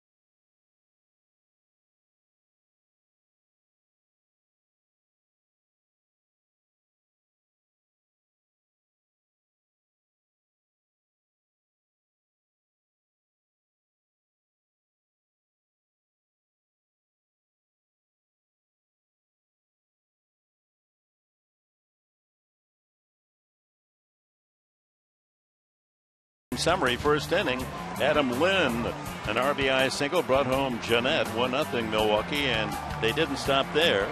Gene Segura got a kangaroo double, bounced one high off home plate right over the head of Solarte, and that scored the second run for the Brewers, but the Padres came back. The 100th RBI of the season. Jan Solarte with that sore hamstring able to gallop home, and it's 2-1 in the third. The Padres in the fourth inning take the lead. Triple Spangenberg, blooping base hit by Ross to tie it. And then Will Myers comes through with a line single to right center. And the Padres have a 3-2 lead. That's our Harrah's game summary. So top of the fifth inning, Ross on base most of that entire inning. We'll see if he still has got plenty of gas left in the tank. His second time around, kind of nice for San Diego tonight against Lopez, who leads off here in the top of the fifth inning with Jeanette and Schaefer to follow. Struck out the first time. You know, the hardest thing when you face a new pitcher is that most of the scouting report is video. So anytime that you're looking at a guy for the first time, you're going to try to gain as much information as possible early in the game. Slider takes care of Lopez, and that's number 5 in the strikeout column for Tyson Ross. So the first time you go through, you gain information, you have conversations with your teammates. What are you seeing? The changeup really doesn't look good, so try to eliminate that, but the curveball's really nice. But then they make the adjustments and start attacking, and you go on the attack your second or third time through. You've seen the Padres make some nice adjustments tonight. Leadoff hitter Scooter Jeanette has half of the 4 Brewer hits. Single to right, single to left.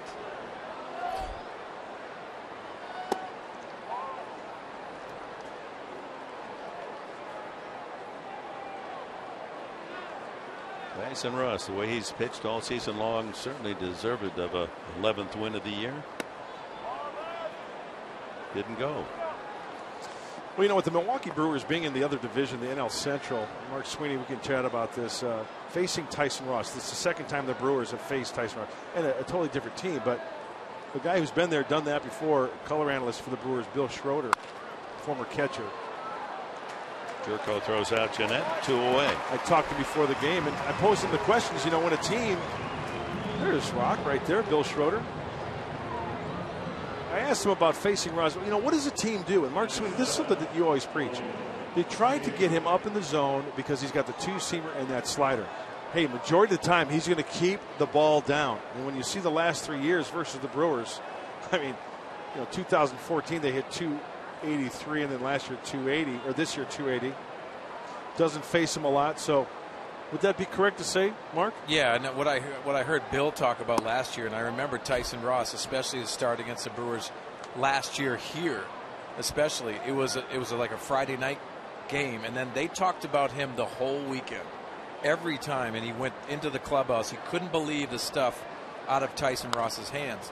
Now, to explain what you try to do, everyone tries to get Tyson Ross up, and they actually go into take mode at times. But Tyson Ross's delivery, his release point, you see Ryan Braun, Jonathan Lucroy, guys that have attacked and tried to attack Tyson Ross, have tried to elevate, but it's that downward plane that is really hard to recognize those pitches out of the hand of Tyson. And he also said, and what the Brewers were doing early is, you know, swinging maybe early in the count if you get a good pitch to avoid that nasty slider that he locates, or that cut fastball, or that 2-seamer that goes out of the zone. Yeah, and I think that's in-game mode for sure, because you'll see guys that'll take, but then they'll start getting anxious about getting embarrassed about striking out. So they'll take the aggressive approach going forward in their second or third at-bats. Last pitch just off the edge. 3-1 now to Schaefer.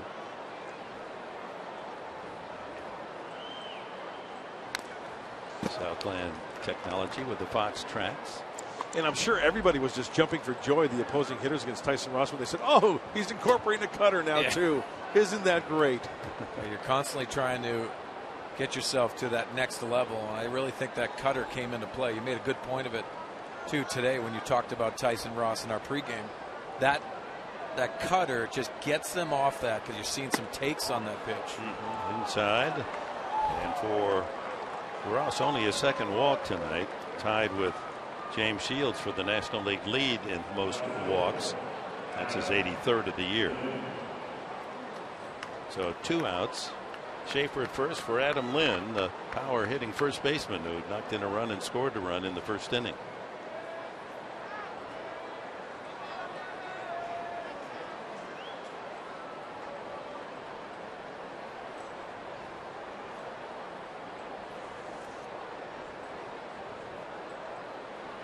Shift is on. 3 on the right side for the Padres. There's a strike. Lind is one of those 7 players older than the new general manager. He's 32. He's 32 and he's older.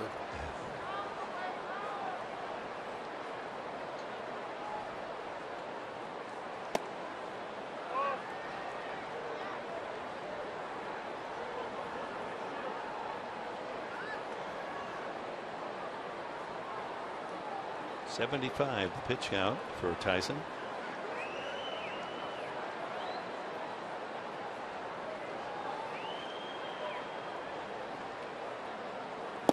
Wow. See the run on that 2-seamer, 93?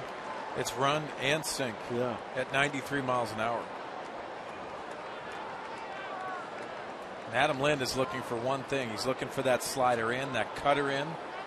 It looks like he's cheating on the inside part. See Tyson attacking the outside part. Now he's going to the slider. So that swing and a miss just falls right into that category where Ross has been brilliant all year. 4th in the majors in hitters swinging and missing. Nearly 31% of his pitches. No contact.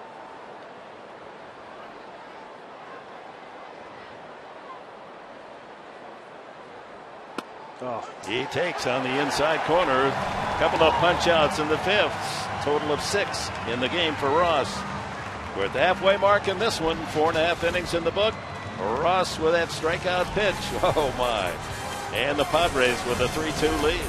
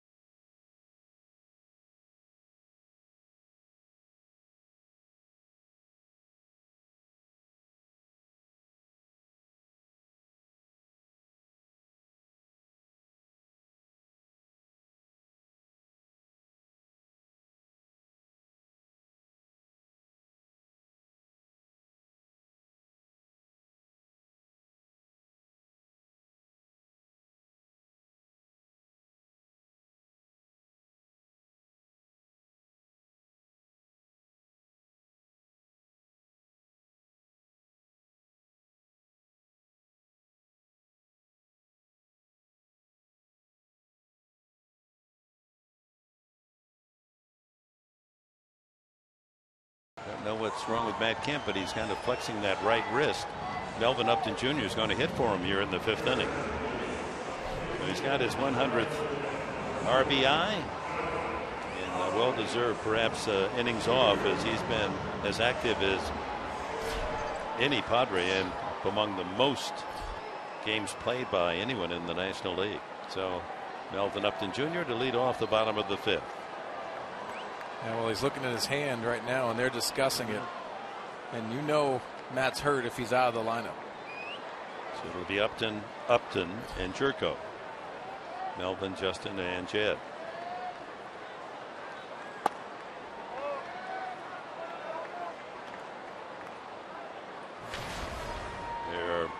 the numbers for Melvin, playing in his 82nd game.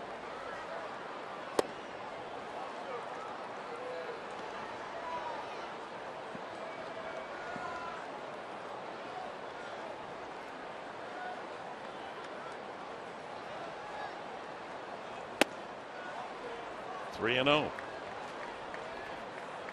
Pretty tight strike zone for crew chief Jeff Nelson because they're inconsistent. But he's not going to give you the strike unless some part of that ball hits the line, hits that box. And a 4-pitch walk to lead it off for Melvin Upton. Second walk from Jorge Lopez. Well, if play ended on this September 29th, this is how it looks. Over on the American League side, the Yankees would be in the wild card game against Houston. The Yankees with Toronto magic numbers now 1 for the Blue Jays to win the American League East. Down in the bottom half, it would be Texas against Kansas City. Over on the National League side, St. Louis will wait for the wild card winner between Pittsburgh and the Cubs. The Dodgers would play at New York against the Mets. Could be another double play ball. Segura feeds Jeanette back to first. Another double play. Back to back. 6-4-3 in the last 2 innings for the Milwaukee infield. Our National University standings focuses on the National League Central. The Cardinals with a 4-game lead over Pittsburgh. The Cubs 7.5 out. And Milwaukee and Cincinnati way down the line. We started to mention the news not all good in St. Louis as they're a game away from 100 wins, more than any major league team. Especially Yadier Molina has a thumb ligament injury, and now it's questionable whether he's going to be able to play in the postseason. Yeah, that's a big blow to them because it not only takes the running game down, which you always talk about with Yadier Molina, but he is a manager of the whole game when he is catching. He knows how every pitcher likes to attack certain guys. He executes a game plan better than anybody in the game, and that's a big blow. And Carlos Martinez with the shoulder. And Steven Piscotty had a run into the outfielders.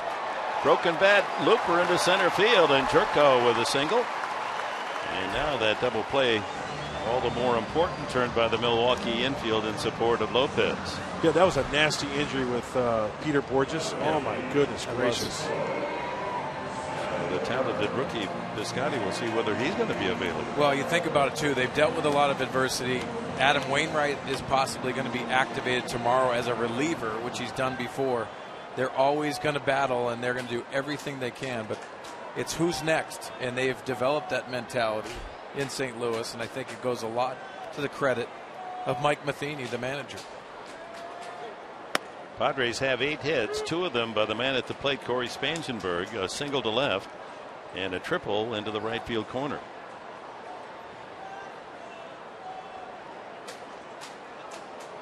Spangenberg with a 2 for 2 has bumped his average over the 270 mark.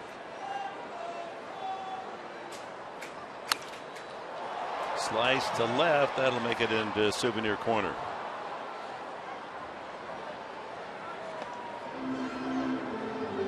We saw Corey Spangenberg the last time out with that triple down the line. He's handling the ball in and using his hands to pull the baseball, which is really good. He's taking his body out of it. But we've also seen Corey go the other way, especially left-handers, which I think has been real good adjustment for Corey. If he throws him a fastball here, I would not throw him a fastball for a strike. I'd set it up for a changeup coming up next after this pitch. Fastball for a ball, changeup. And he goes fastball and up the ladder. Spangenberg strikes out. Padres a walk and a single, but nothing more. It's still 3-2.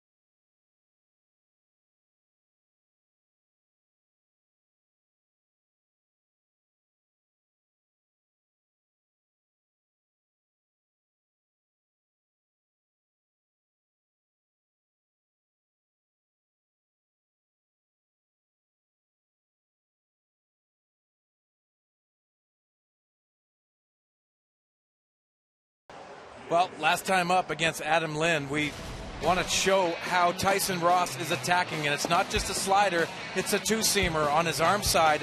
Then he goes back to the glove side with a two-seamer to punch him out. So many weapons to go along with that Tyson Ross slider, and also the new cutter. But the fastball command has been very good as of late. He's walked 2 and struck out 6. Melvin Upton stays in the game in center field with Jankowski switching over to right field for Kemp. And to work, middle 3 of the order, Davis, Santana, and Segura for the Brew Crew here in the 6th inning. Davis walked both times.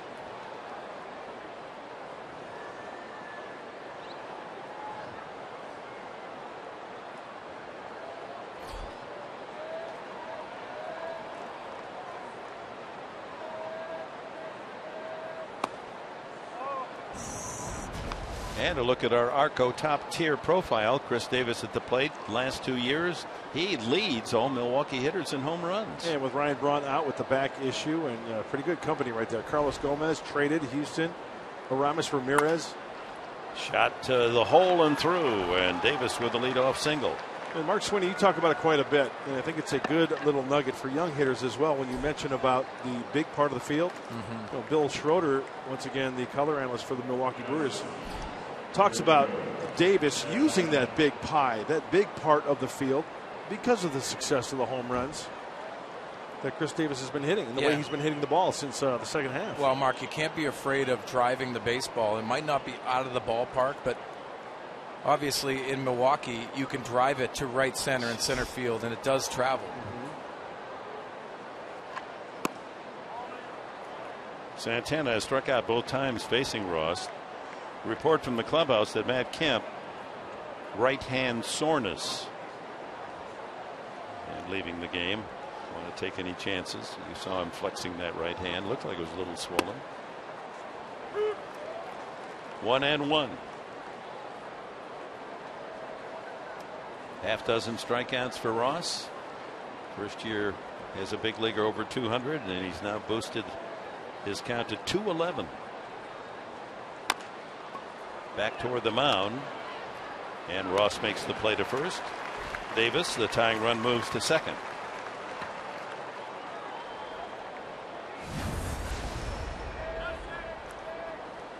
Todd Hutchison and Kemp in conversation there. Paul Navarro, training staff.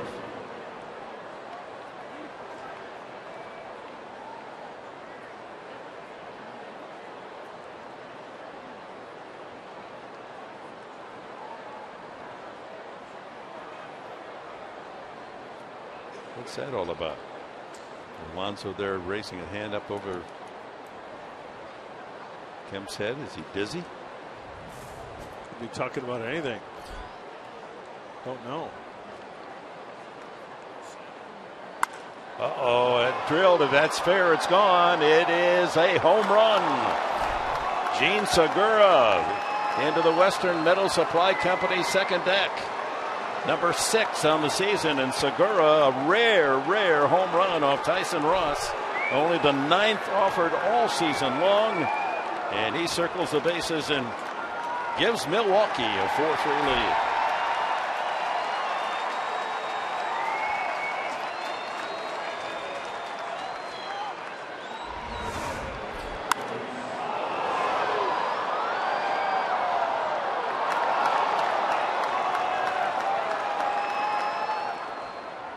Turned on that one quickly. Segura knocking in 3 of the 4 runs tonight with an RBI double and now a 2-run homer. It's such a shock when Ross gives up a home run. Well, like the Brewers were saying, trying to get that pitch up, get the pitches up from Tyson Ross. You get it, you better go to Hacken. He might be the only one you see all night as a hitter. Segura was 4 for 11 against Ross and had hit a home run before. He got all of that one. Now it's about bouncing back. 2 quick outs here.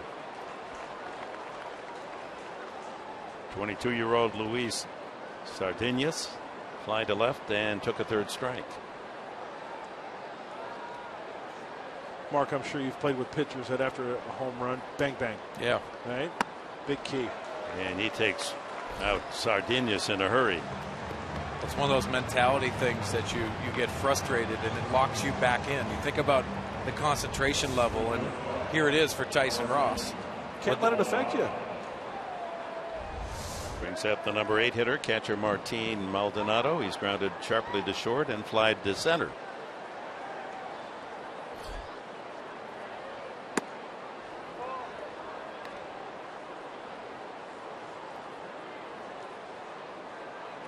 The Brewers scoring in pairs, 2 in the first, 2 now here in the 6th.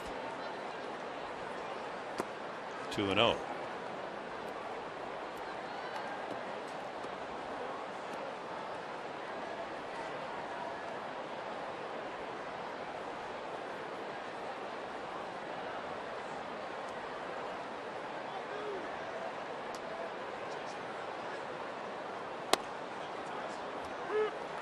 Two and one. Let's take a look at that home run pitch. Look where the target is. And watch when he throws his pitch. It's kind of up elevated a little bit, Mark. Don't you Yeah, think? and he was looking in, and you could tell just his body language and what he did with his body to get that barrel to the baseball. He must have been looking in because obviously it was elevated just enough. Took a good hack at that. Was that a fastball or a change? Didn't look like that bad of a pitch. I think it was maybe a fastball. Oh, it looked like it was off the plate too. Yeah.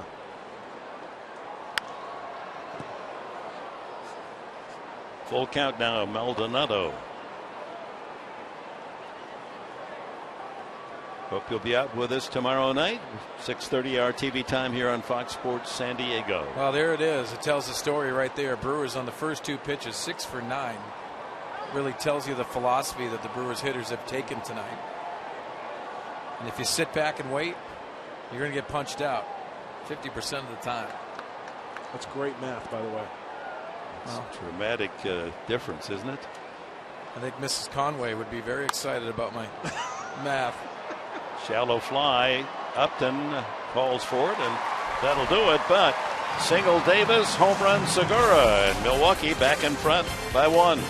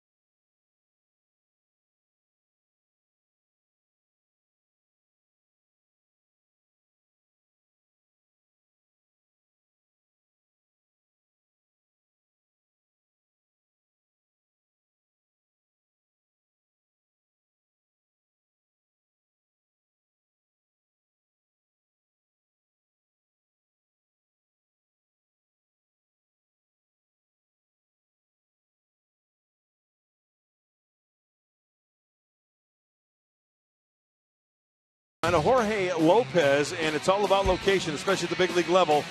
He didn't want it there. Pitch in. Justin Upton spanks it down the left field line. That was a changeup. Now the fastball in. Corey Spangenberg, credit him. Mark Sweeney's got his arms in nicely, his hands in, sweet spot of the bat. And Will Myers using the big part of the field as well. Tools of the trade. Got to hit your spots. And we take a look at the big piece of cheese. And somewhere on there, there's an American flag. Still boggles your mind. So young Jorge Lopez, 22 years of age, his major league debut thanks to Gene Segura. He leaves the game, but leaves with a potential win. He is now the pitcher of record with a 4-3 lead. Jonathan Barrios. I guess probably Jonathan Barrios. It's like Yonder and Yasmani. Yeah. Jonathan Barrios. I'm going to change my name to Yark. Y-A-R-K. Why would you do Well, that? Jonathan. Y-H-O-N. Jonathan. I love your accent. Barrios. You guys are getting a little too close here in the booth. Barrios, 95 on the fastball. He's got a fastball, a slider also to go along with that heater, and a changeup as well. He can get up there about 99 miles an hour. Only his third appearance with the Brewers. Pitched against St. Louis Saturday last and tossed 2 scoreless innings. Allowed only 1 hit and struck out 4 in those 2 innings. Chopped to short. Nice hop there for Segura. And there's 1 away. Tyson Ross due next, and the little ninja Alexi Amarista is going to hit for him. Stay tuned. Game break up in LA against San Francisco. What a matchup this was. Massive Bumgarner against Clayton Kershaw. So Tyson Ross goes 6 innings. Gives up the 4 runs all earned. 6 hits, but 1 a home run. Walked a couple and struck out 7.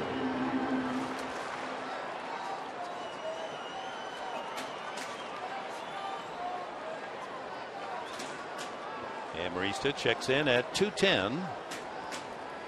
3 home runs and 29 runs batted in. And takes strike 1. 96 from Barrios. Acquired in the deal that sent third baseman Aramis Ramirez to the Pittsburgh Pirates back in July. Hit well to right, but right at Santana. Had to move a couple of steps to his right. 2 away. You know, the one bright spot for this Brewer team this year has been the bullpen. They've done an okay job consistently this year. They got some good young arms also in those trades that they made. So restocking as they got the double barrel working down there. Sean Kelly, Kevin Quackenbush. Barrios, one of those players that start at one position as a professional, and then everyone notices a strong arm and convert them to the mound. He was an infielder with Pittsburgh from 2009 through 2012, and they converted him 2 years ago to a pitcher who obviously has high velocity stuff. Well, when you show you can't really stack up offensively and you have a real good arm, why not try it? Get them on the mound, see if how they respond. So many guys that have made that transition. Kenley Jansen from the catching position. Hall of Famer Bob Lemon was an infielder. Cleveland pitcher. Jankowski struck out both times. Pounds this one to second. Routine for Jeanette. A 1-2-3 inning for Barrios. To the 7th, a 4-3 Milwaukee lead.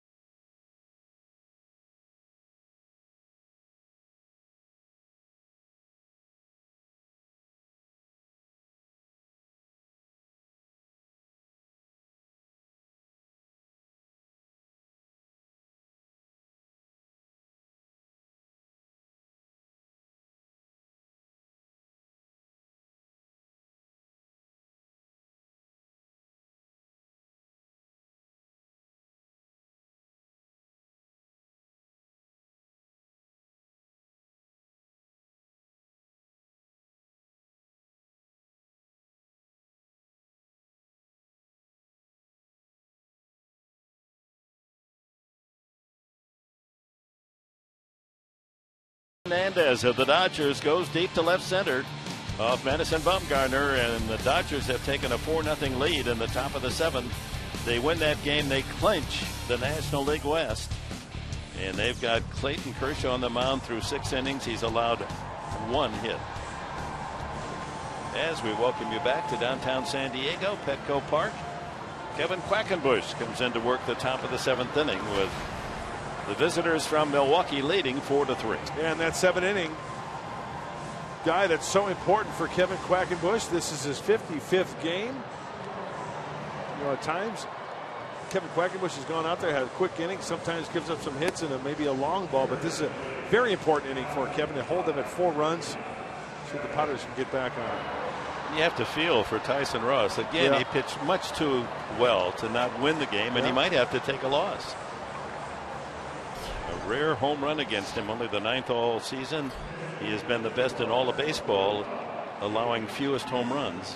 It gives up the 2-run shot to Gene Segura in the 6th inning. And Milwaukee jumps in front 4-3. In 33 starts, this being the 33rd start for Tyson Ross this year, his 4 runs that he gave up tonight is only the 4th time he has given up 4 earned runs. Every other time, fewer than 4.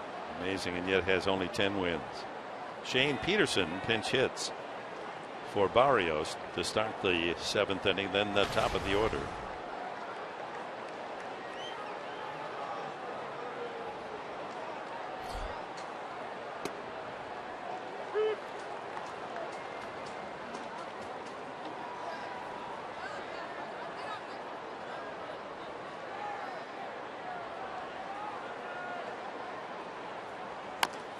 So the Dodgers may have that clubhouse manager in San Francisco icing the champagne tonight. Oh, yeah. Putting up the Visqueen.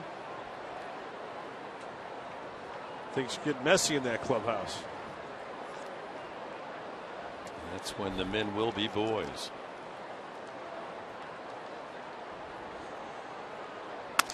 Broken bat looper over first. That'll drop for a hit. Well, Peterson greets Quackenbush with a broken bat single.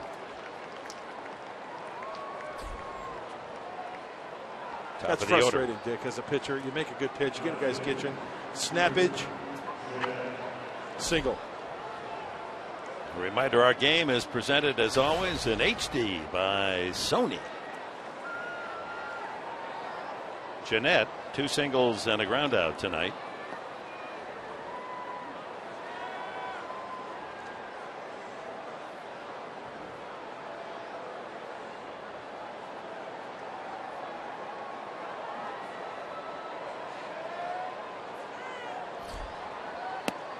That's in there at 91. Yeah, we may see him later tonight out in the bullpen for the Brewers. Tyler Thornburg, he's celebrating his 27th birthday tonight. Whether he makes it into the game or not, a happy birthday to the reliever for the Brewers. Another strike at 77, a curveball.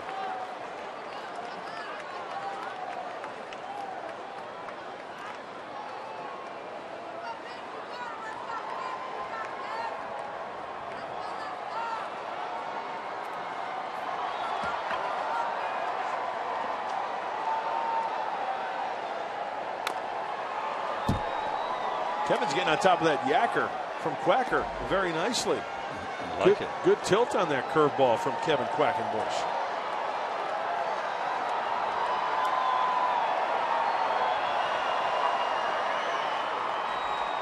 Well, this young Milwaukee team, and Jeanette's one of those, just turned 25 during the season.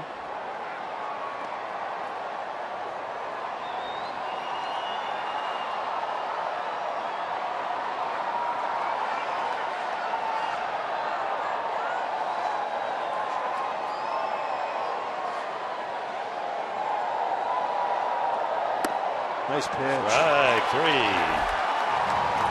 First strikeout for Quackenbush.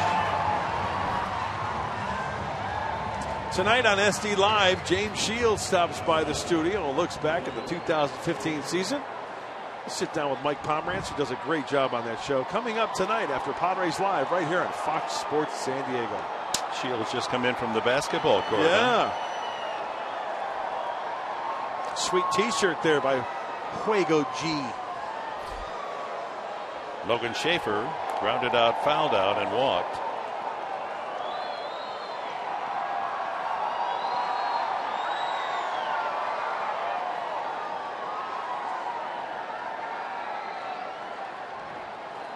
Cardinals at Pittsburgh tonight were postponed. Bad weather in the East.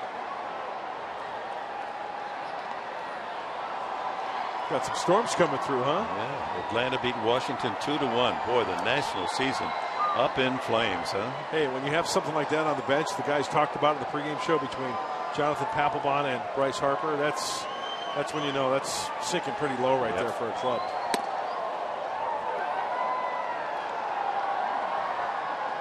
Going to put their manager in jeopardy. Matt Williams. Yeah, you know what? I remember Mark Sweeney and I had that discussion about managers on the hot seat and who would be back. I mentioned that Matt Williams would get another year, but I think Mark Sweeney was right on. I think it's just going to be an unfortunate situation for Matt Williams, and I don't know if he's going to be back, so I think Mark Sweeney was right on. Myers goes to second for one, back to first, not in time. I like the fact that Myers, no hesitation. He fielded that ball and fired it to second. They get the fielder's choice. You have to, as a first baseman, do just that, Dick. And let's take a look. He's going to the baseball. He spins and throws. No hesitation. Get that lead runner. Creates a throwing lane and gets back in time to cover the bag. And Schaefer out of that left side batter's box, able to beat the relay. And with that, manager Murphy walks to the mound. Left-handed hitting Adam Lind. And we'll see if we've got a left-hander coming in to pitch to him. That appears to be so.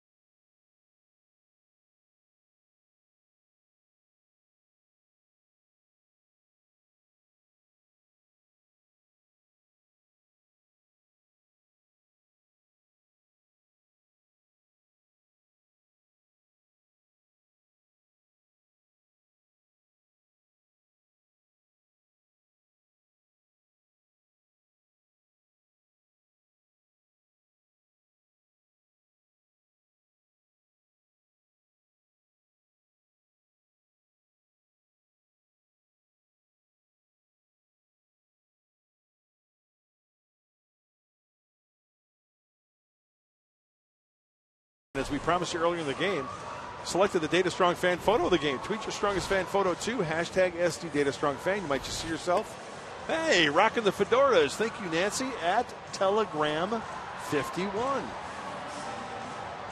Those Padre fedoras that they've handed out the last couple of years, very popular items. You see them around town all the time. Yeah. So Zebchimsky, as Padres play the percentages, comes in, left-handed pitcher against left-handed batter. Adam Lind, an RBI single in the first, is rounded out and struck out.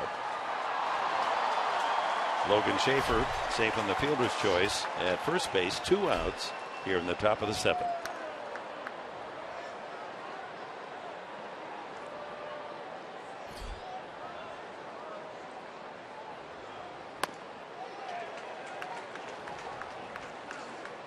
Good choice of pitch right there. Lefty on lefty matchup. You throw a wrinkle into one. First pitch slider for a strike. Yeah, that American League West, Houston at Seattle tied at 4 in the 7th, while the Angels are leading 7-1 at home against Oakland. They could switch places. Angels are a half game behind Houston for the wild card.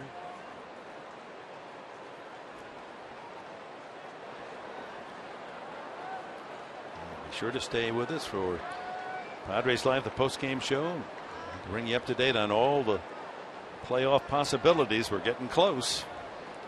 It all ends on Sunday, the regular season.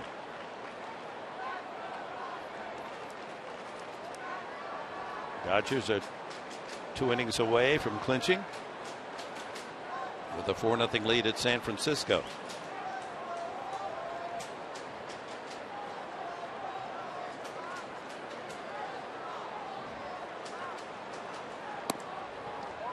Two and one. Well, we all know that this is where Mark Zepchinski has to shine. Matchups, he knows. He comes to the ballpark thinking this might be the only left-hander I face. I got to make good quality pitches. Try to hold the Brewers at 4.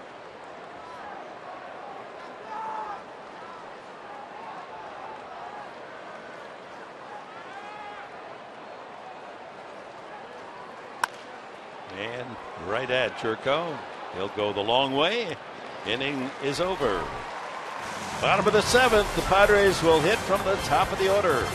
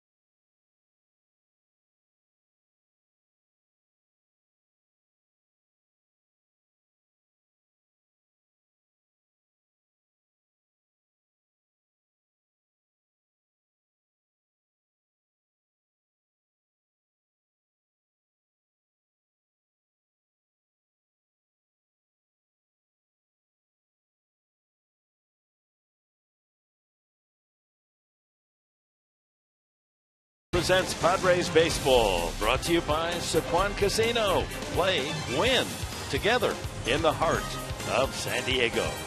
And by Sony Action Cam. Prove yourself.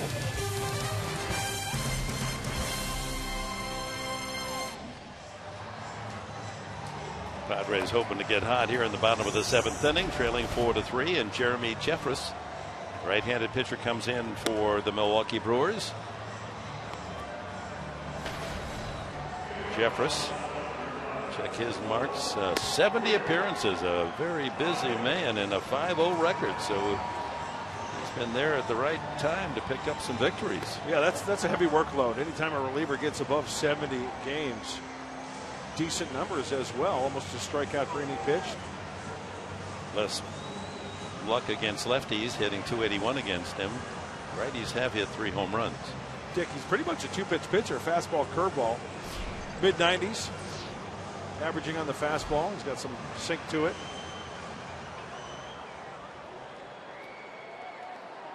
This kid gets a lot of grounders. 5 home runs and 65 innings pitched, so he will give up the long ball. Will Myers, RBI single the last time up. 96 on the first fastball. Graduated from Halifax County in Virginia high school. Now 28 years of age.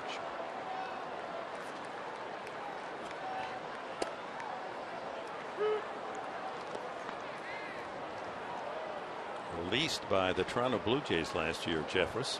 Picked up by Milwaukee as a free agent. Dave Roberts talking some ball with Derek Norris.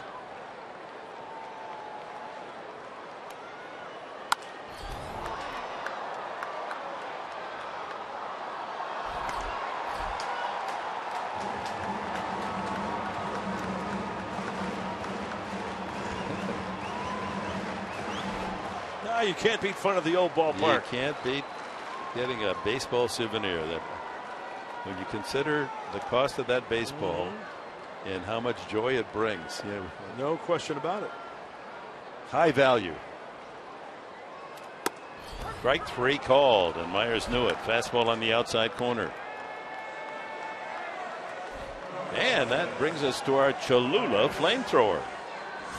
Yeah, with Jefferson on the mound, 96 with hot sauce.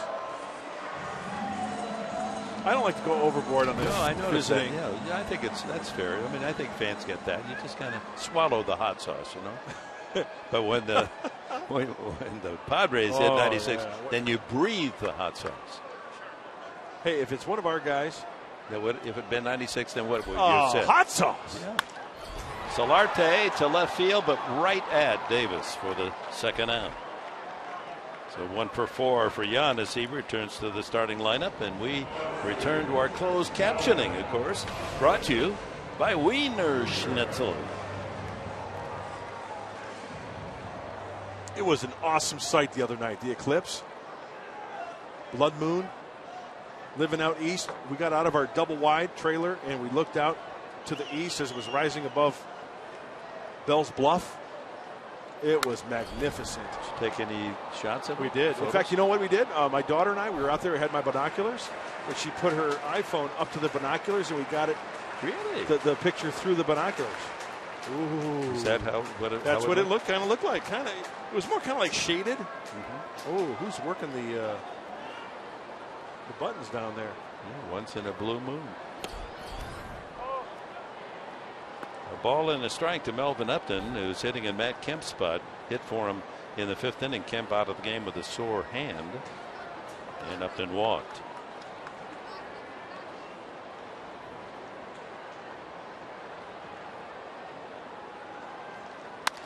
And a base hit to right center, over to cover center fielder Schaefer. So Upton has to hold it first with a sharp single to right. The 9th Padre hit tonight. That's a nice at bat for Melvin Upton Jr. Taking Jeffress the other way. He knows he got the good fastball. Just dropping the head.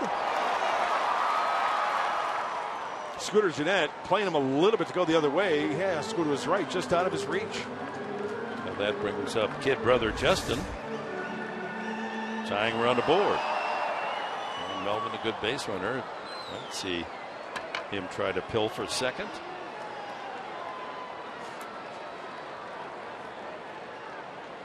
Melvin with 8 steals in such a limited play.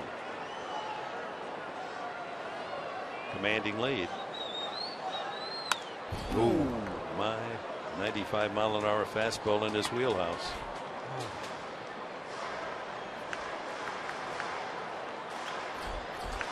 Joaquin Benoit and Sean Kelly.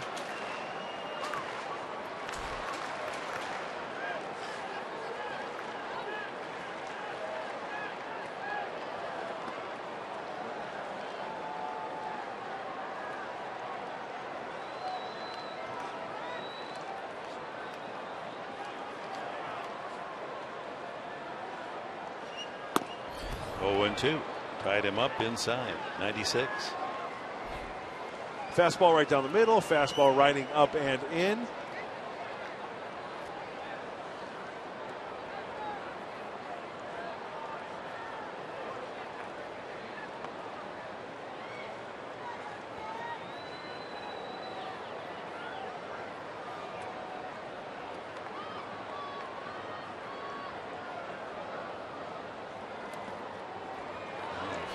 Footer. Nice block by Maldonado. That's a big block. Keeps Upton at first base. Yeah. Did you see last night where our old pal Chris DeNorfia, he had a pinch homer in the 11th I did. inning? 1-0. The Cubs won. First pitch hacking. And I'm shocked to to read today that that's a major league record, a pinch home run in extra innings in a 1-0 game. It never happened before. It's hard to believe. Yeah, that is. Yeah, that Denorfia trying to get in the record book. How about that? Upton was leaning. Happy for Chris. Yeah. Getting to experience that with the Cubs this year. Looks like he has a chance for a playoff opportunity. Will Venable a chance to be in the postseason? It's just something to root for.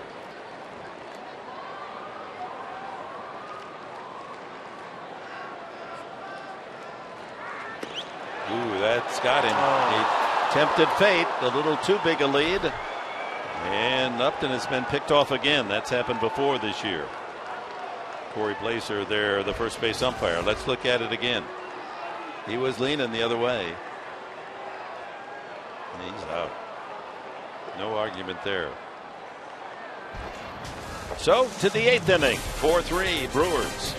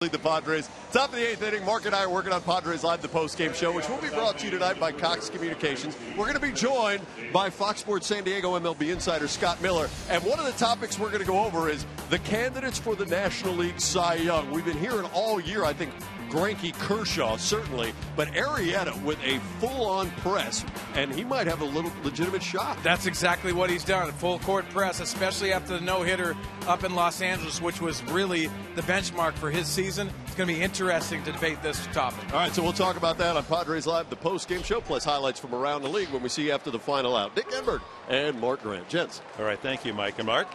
And I think more and more Arrieta is going to win that Cy Young because Greinke and Kershaw are going to split some votes. Yeah, that's a good way. Yeah, you're right. And Arrieta, I think, is being a Cub and coming in really a pitcher that not a lot of people knew much about. How did Baltimore ever let him go?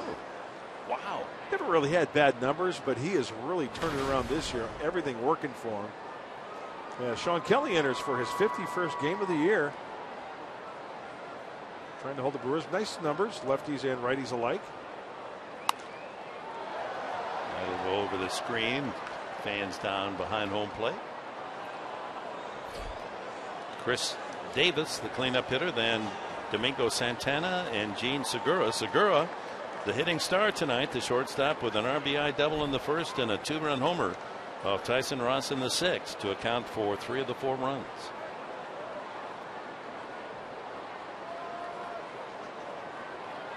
Oh, how nice.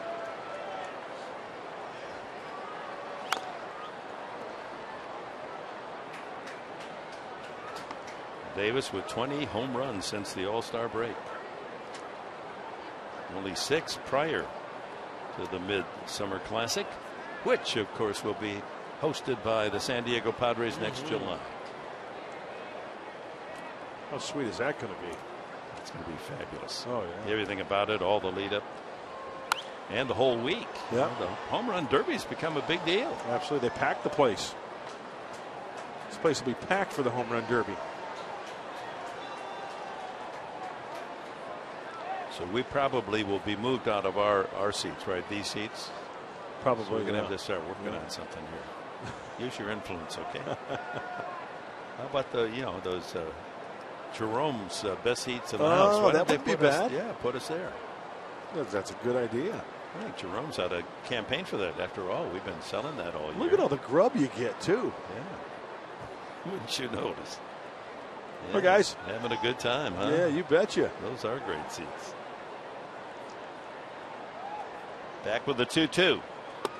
Strike 3, and he knew it. Yeah, the pick the stick is coming down to the wire, just like some of the pennant races. Let's see, you had a 6-point lead at the start tonight, and Grant is a -1, Budden a +4. 330 for Grant, 329 for Budden. Sorry about making a comeback. Oh, whatever. Oh, Hey, Chris Budden, we've got a nice race going on. I know. This is fun. It's exciting. My only hope is that this goes into Sunday. I mean, how fun would that be sitting there Sunday in L.A.?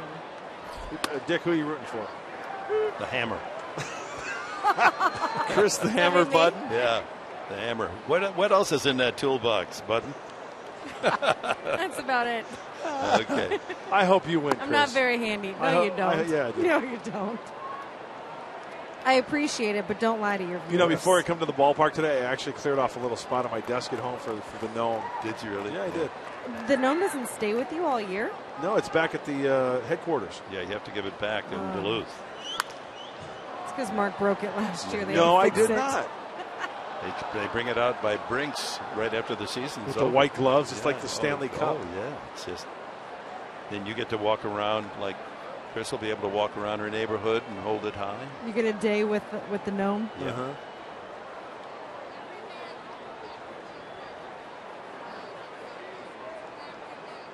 One and two to Santana. 2 strikeouts and a comebacker, so he's wearing a tough collar tonight, this kid from the Dominican, 23. There's your matchup tomorrow night. Zach Davies, 2-2 for the Brewers. Cashner, 6-15 for the Padres. 6:30 our TV time. Good seats available. Come out and enjoy a ball game.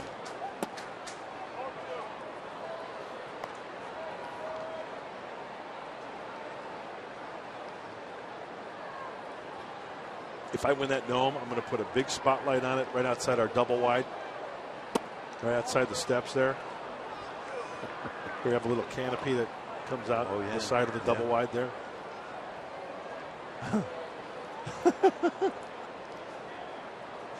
See that frog? Yeah, that came out of somebody's glove. Does he have a tennis racket in his? Right. Kelly walks Santana with 1 out. And that'll bring up Segura. Double and a home run and 3 runs batted in.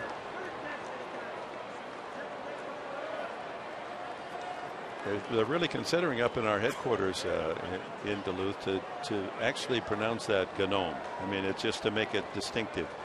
I mean, you should hit the G anyway. So there'll be a vote on it in the offseason. Will there? Yeah, to see whether or not they want to call it a Gnome, just so it. I mean, there are a lot of gnomes around, but there's no Gnome. Well, that means we'll have to start calling them gnats, the things that are pests that fly around. Are they going to be flying around your Gnome out there in Alpine? Yeah, Segura. Hey, yeah, you've been doing damage all night to us, and don't get so close to home plate. It wasn't that close. Yeah, you're exactly right, Dick. I was just going to say that. It really wasn't that close. He gives him the stare. And get up there and swing the bat. Watch how close this is. Yeah. Because he's kind of diving a little bit. He's anticipating going away a little bit, then that baseball creeps up on you. Kemp had one like that thrown at him earlier in the game. There wasn't a big fuss about it. Kelly now having some problems with his control. He was ahead on the count. Something doesn't seem right with Sean Kelly. Not again. Came back from that forearm strain. Uh-oh, there's Todd Hutchison. Because after this pitch, he kind of pulled off a little bit and kind of favored that right arm a little bit as he gets through this pitch here. Kind of cuts it short. See how he cuts it short? Yeah, he did. Brought it into his chest rather than clean follow through. Yeah. Yeah. Not good.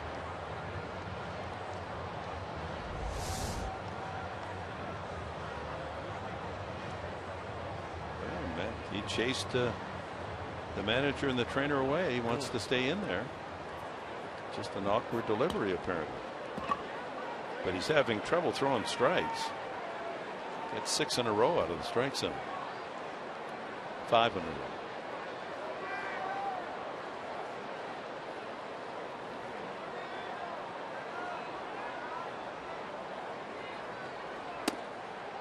Look at Segura. He was bailing. Breaking ball. He wasn't going to hang around for that one. Sean threw a nice slider right there. Perfectly located as well.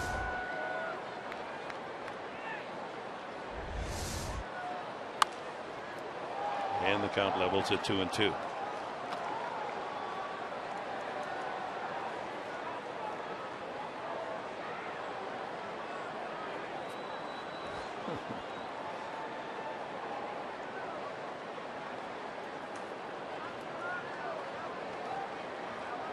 You put the caption on that one.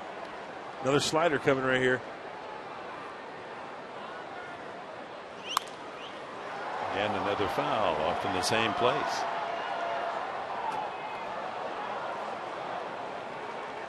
Well, after buzzing the tower, Sean Kelly going down and away with the sliders.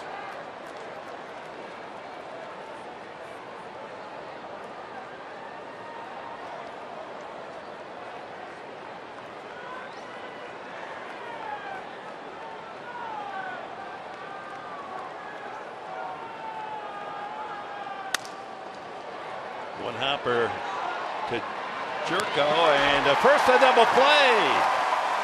Jerko has switched from second over to short and turns a 6-3 double play himself. So they finally get Segura.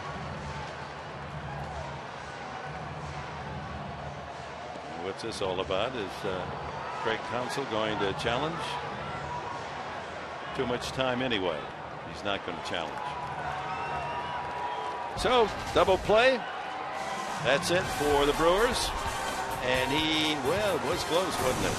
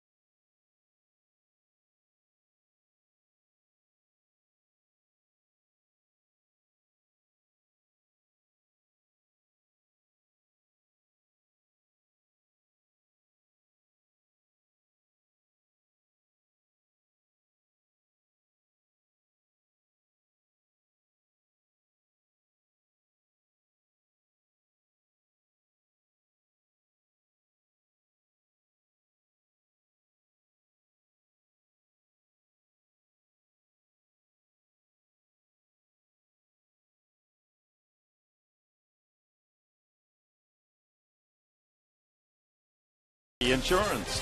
Log on to mercuryinsurance.com and see how much you could save. And by Petco. What we feed them matters. And by Jack in the Box. Taste the home-style ranch chicken club today.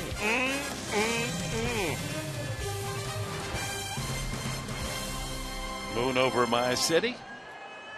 As we go to the bottom of the 8th inning, the Padres trailing 4-3. They have the middle of the order, Upton, Jerko, and Spangenberg, as Jeffress into his 2nd inning. Ground ball weakly to short. Segura fires. 1 away. 4 in a row. Well, actually, Upton single belt and single but was picked off as we check on our Fan Diego fans of the game. It's a future big leaguer.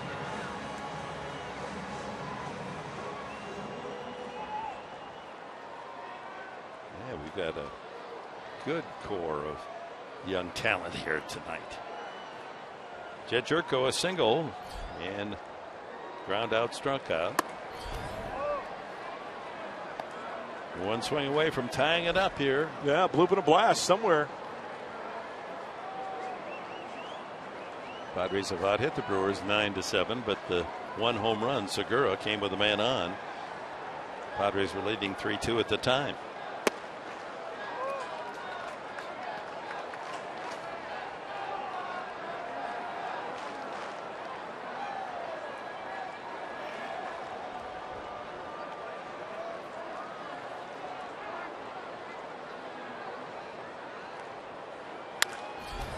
Pulled fair, fielded well, and it's 2 away as Jerko hits it to Sardinas. Spangenberg then with 2 outs. Single, triple scored, and a strikeout.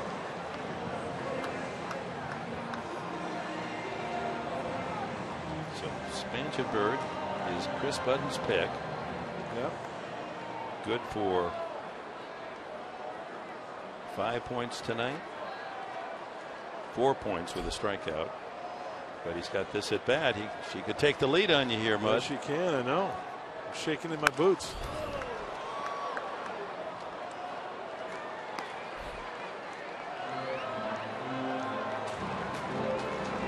Winston Hedges is on deck.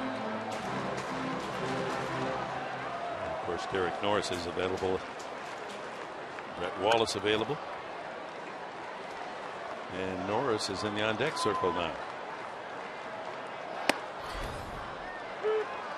Power fastball from Jeffress. Well, you know, Corey Spangenberg's been using the whole field tonight, and we know about the doubles that Derek Norris can hit. Well, with 2 outs, Corey needs to get a clutch 2-out hit and get that man up to the dish. And an off-speed pitch has Spangenberg out in front for a strikeout.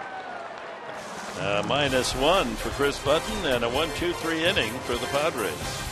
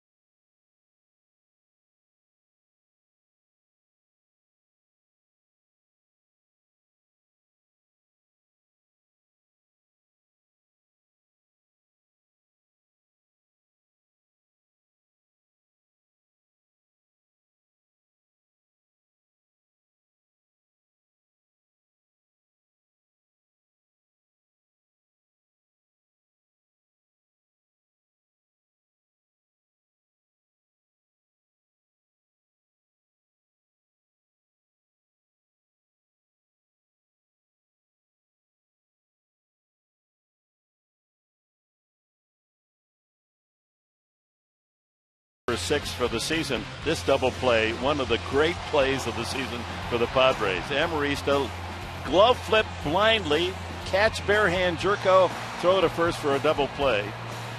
And that takes us down to number 5 tomorrow night of our top plays of this 2015 season. That was magnificent. It most certainly was.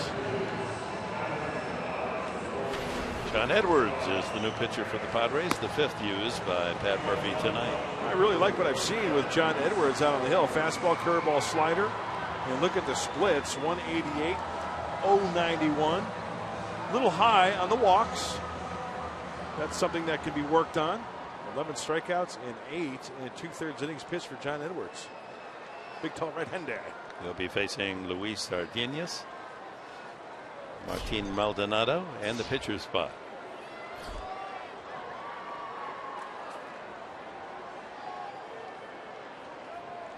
A couple of strikeouts and a fly ball for the young third baseman.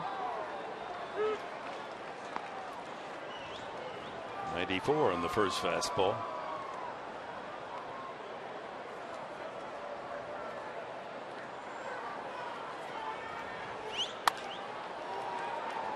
Hit into the right field corner, foul.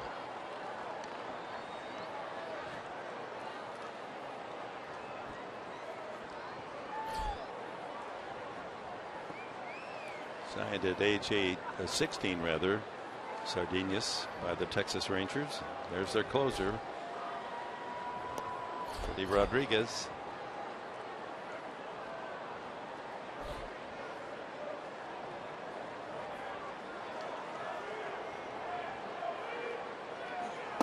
Swing and a miss, and Sardinas strikes out for the 3rd time. This copyrighted telecast is presented by authority of the San Diego Padres and may not be reproduced, retransmitted in any form. But the constant description of this game may not be disseminated without the express written consent of the San Diego Padres. How about that guy? How about, let's hear it for Mark Grant here. Not a note, not anything, right off the top of the noggin. He's the best. No, don't touch me unless you love me.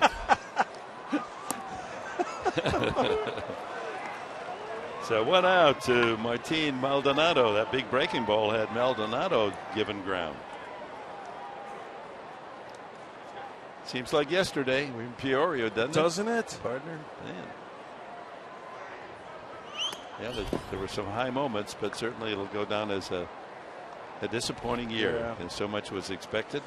Very frustrating. And it's a lot of folks, baseball brighter than we are, trying to figure out what went wrong. Well, why not? Well, that's a good breaking ball from John Edwards.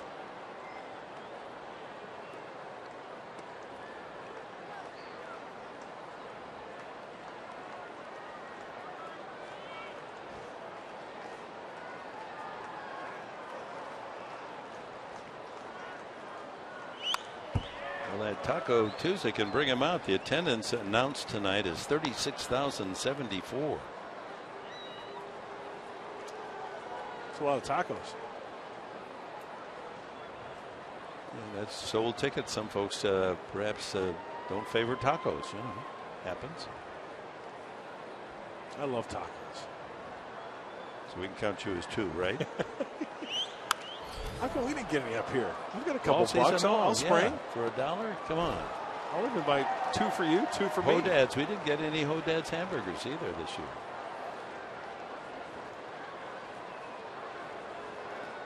I think they're going I think they're going someplace, and I got a pretty good clue as to where they might be going. Who's that? It's called the Fox Sports San Diego Truck. Oh, you think those guys are getting all the eats? They get it. Do you ever go in there and see all the rappers? Well, judging by the waistline of director Michael Odino. Oh, come on. Seems like that's where all the grub is going. That's not fair. I call him as I see him.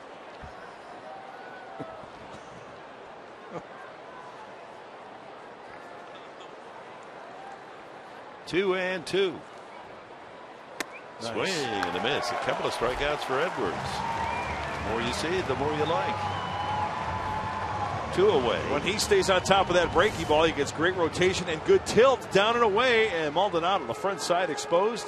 Here it is out of the hand. Get up on top of it. Tight rotation. So Jonathan Lucroy will pinch hit.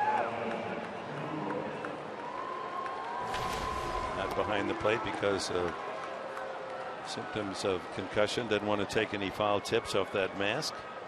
But available as a pinch hitter, hitting .268 on the year. Nothing to approach his performance of a year ago. Highly regarded talent.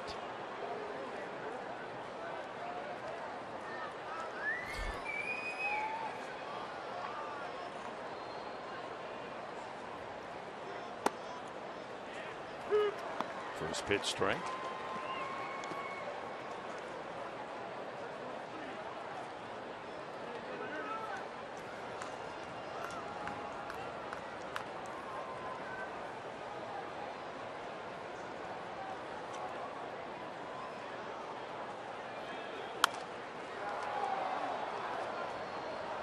Two strikes on Lucroy. Last year he hit .301 for the Brewers. 13 homers, 69 RBIs. Former third-round pick of Milwaukee.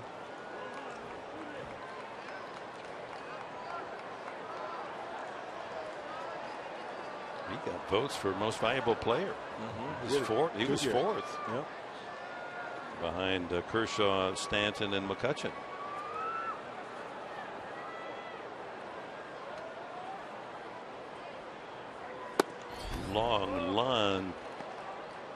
Long and tall Edwards. One pitch away from striking out the side. I think a nice slider down and away should put him away very nicely.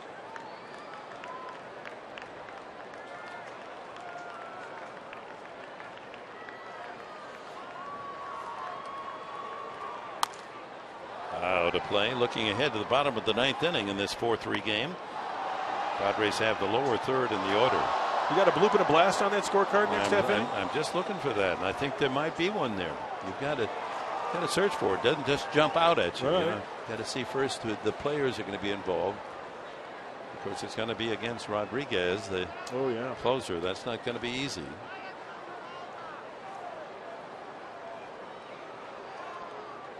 Frankie with 37 saves. There it is. Strike three with a breaking ball.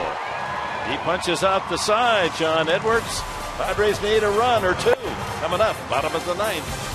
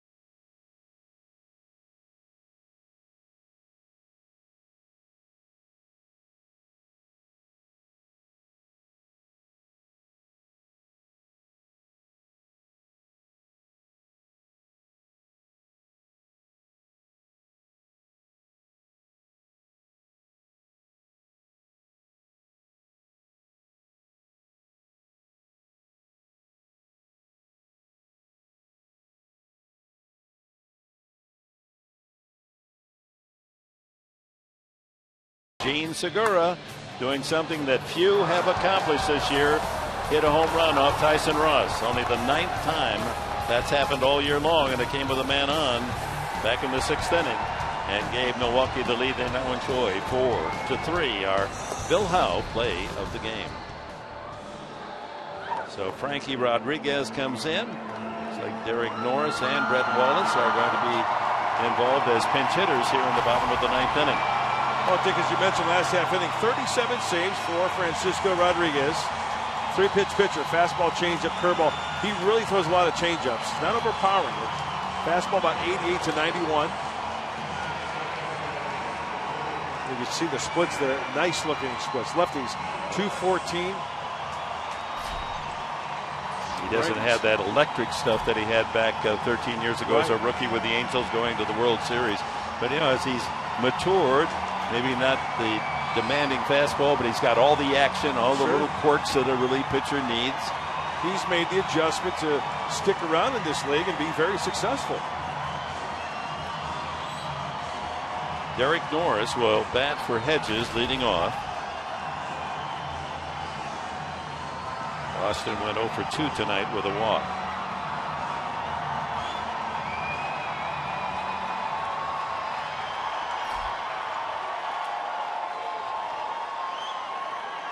The Padres have had some walk-off wins, a couple of them here in this homestand.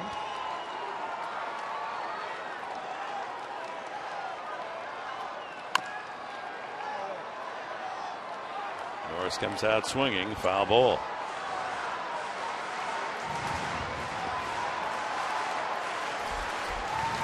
Rodriguez will quick pitch you as Brett Wallace waits on deck. With nobody on base, he'll quicken up that delivery. Quick set. Try to catch the hitter off guard. Throw off the timing of the hitter.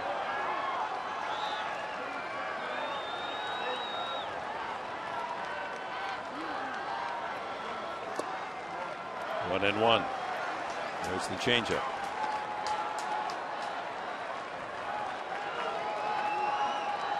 Rodriguez leads all active relievers in the majors in saves. 385. Ahead of Papelbon and Street.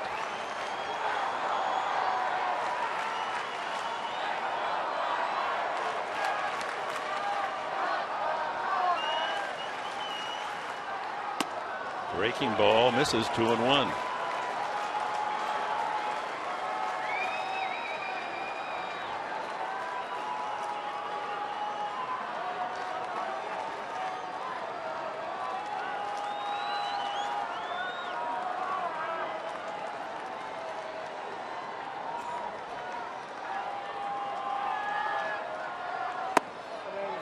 Three and one. Hey, a walk wouldn't be bad here. No.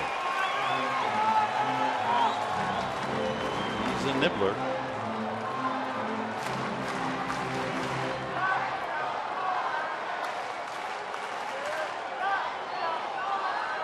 $36,074 on this Tuesday night, the paid attendance.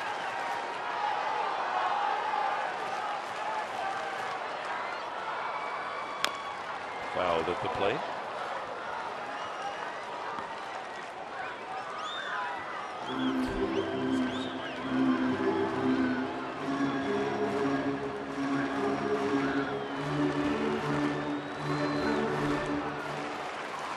Try to peek in to Martin Maldonado and see what he puts down for Francisco Rodriguez.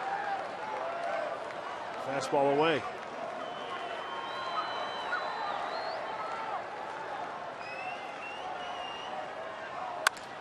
Line to right field. That'll chase Santana back, but he's there for the catch.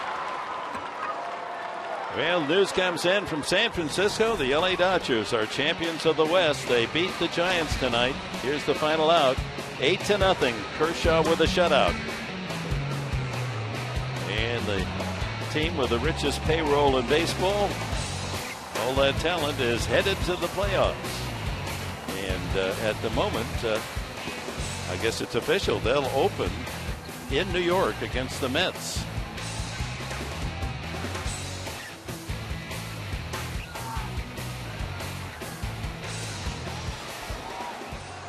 Fox Sports game break.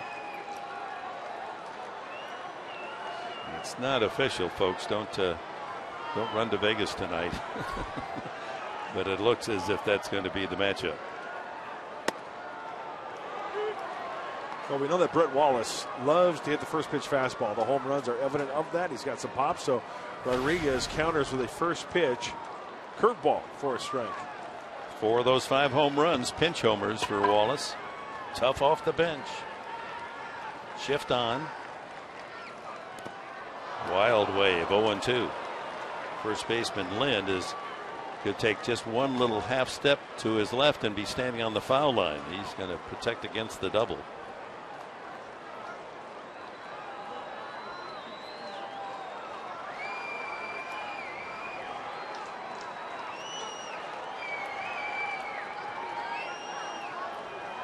Stack them up on the right side.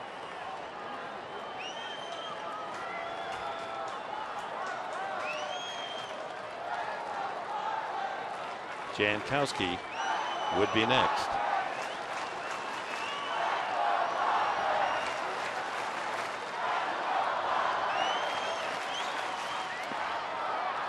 Tried to get him to fish for that low ball again.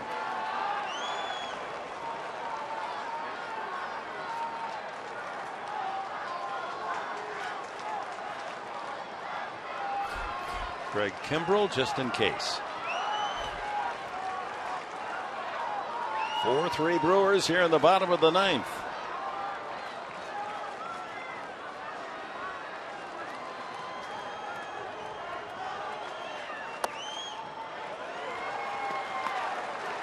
That was a nice Raleigh Fingers jersey with the Raleigh Fingers autograph from the Hall of Famer on that jersey.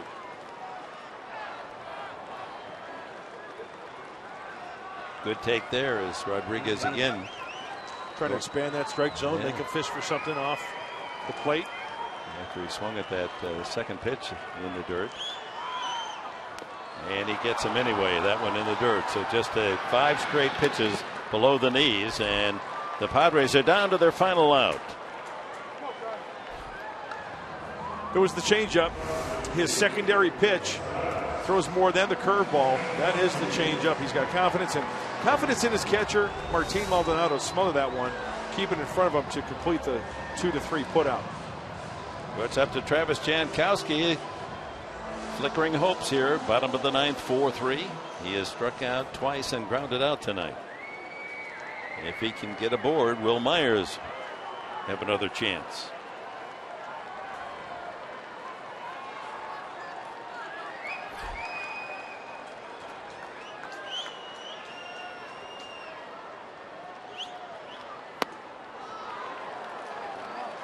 Everything low.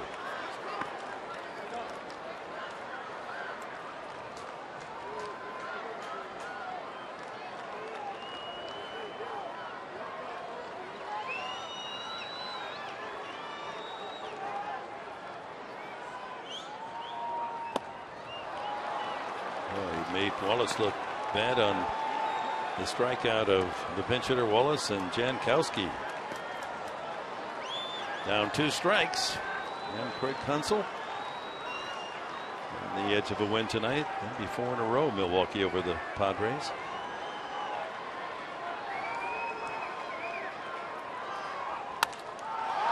Fly ball shallow right center. Tough play, long run, and getting there is Schaefer for the out. And Milwaukee wins the first of 3. The final, Brewers 4, Padres 3. And here's Mike Pomerantz. All righty, Dick. When Mark and I see on Padres Live, the post-game show, you're going to hear from Pat Murphy. We're going to break down the National League Cy Young frontrunners and the Ken Rosenthal report in moments.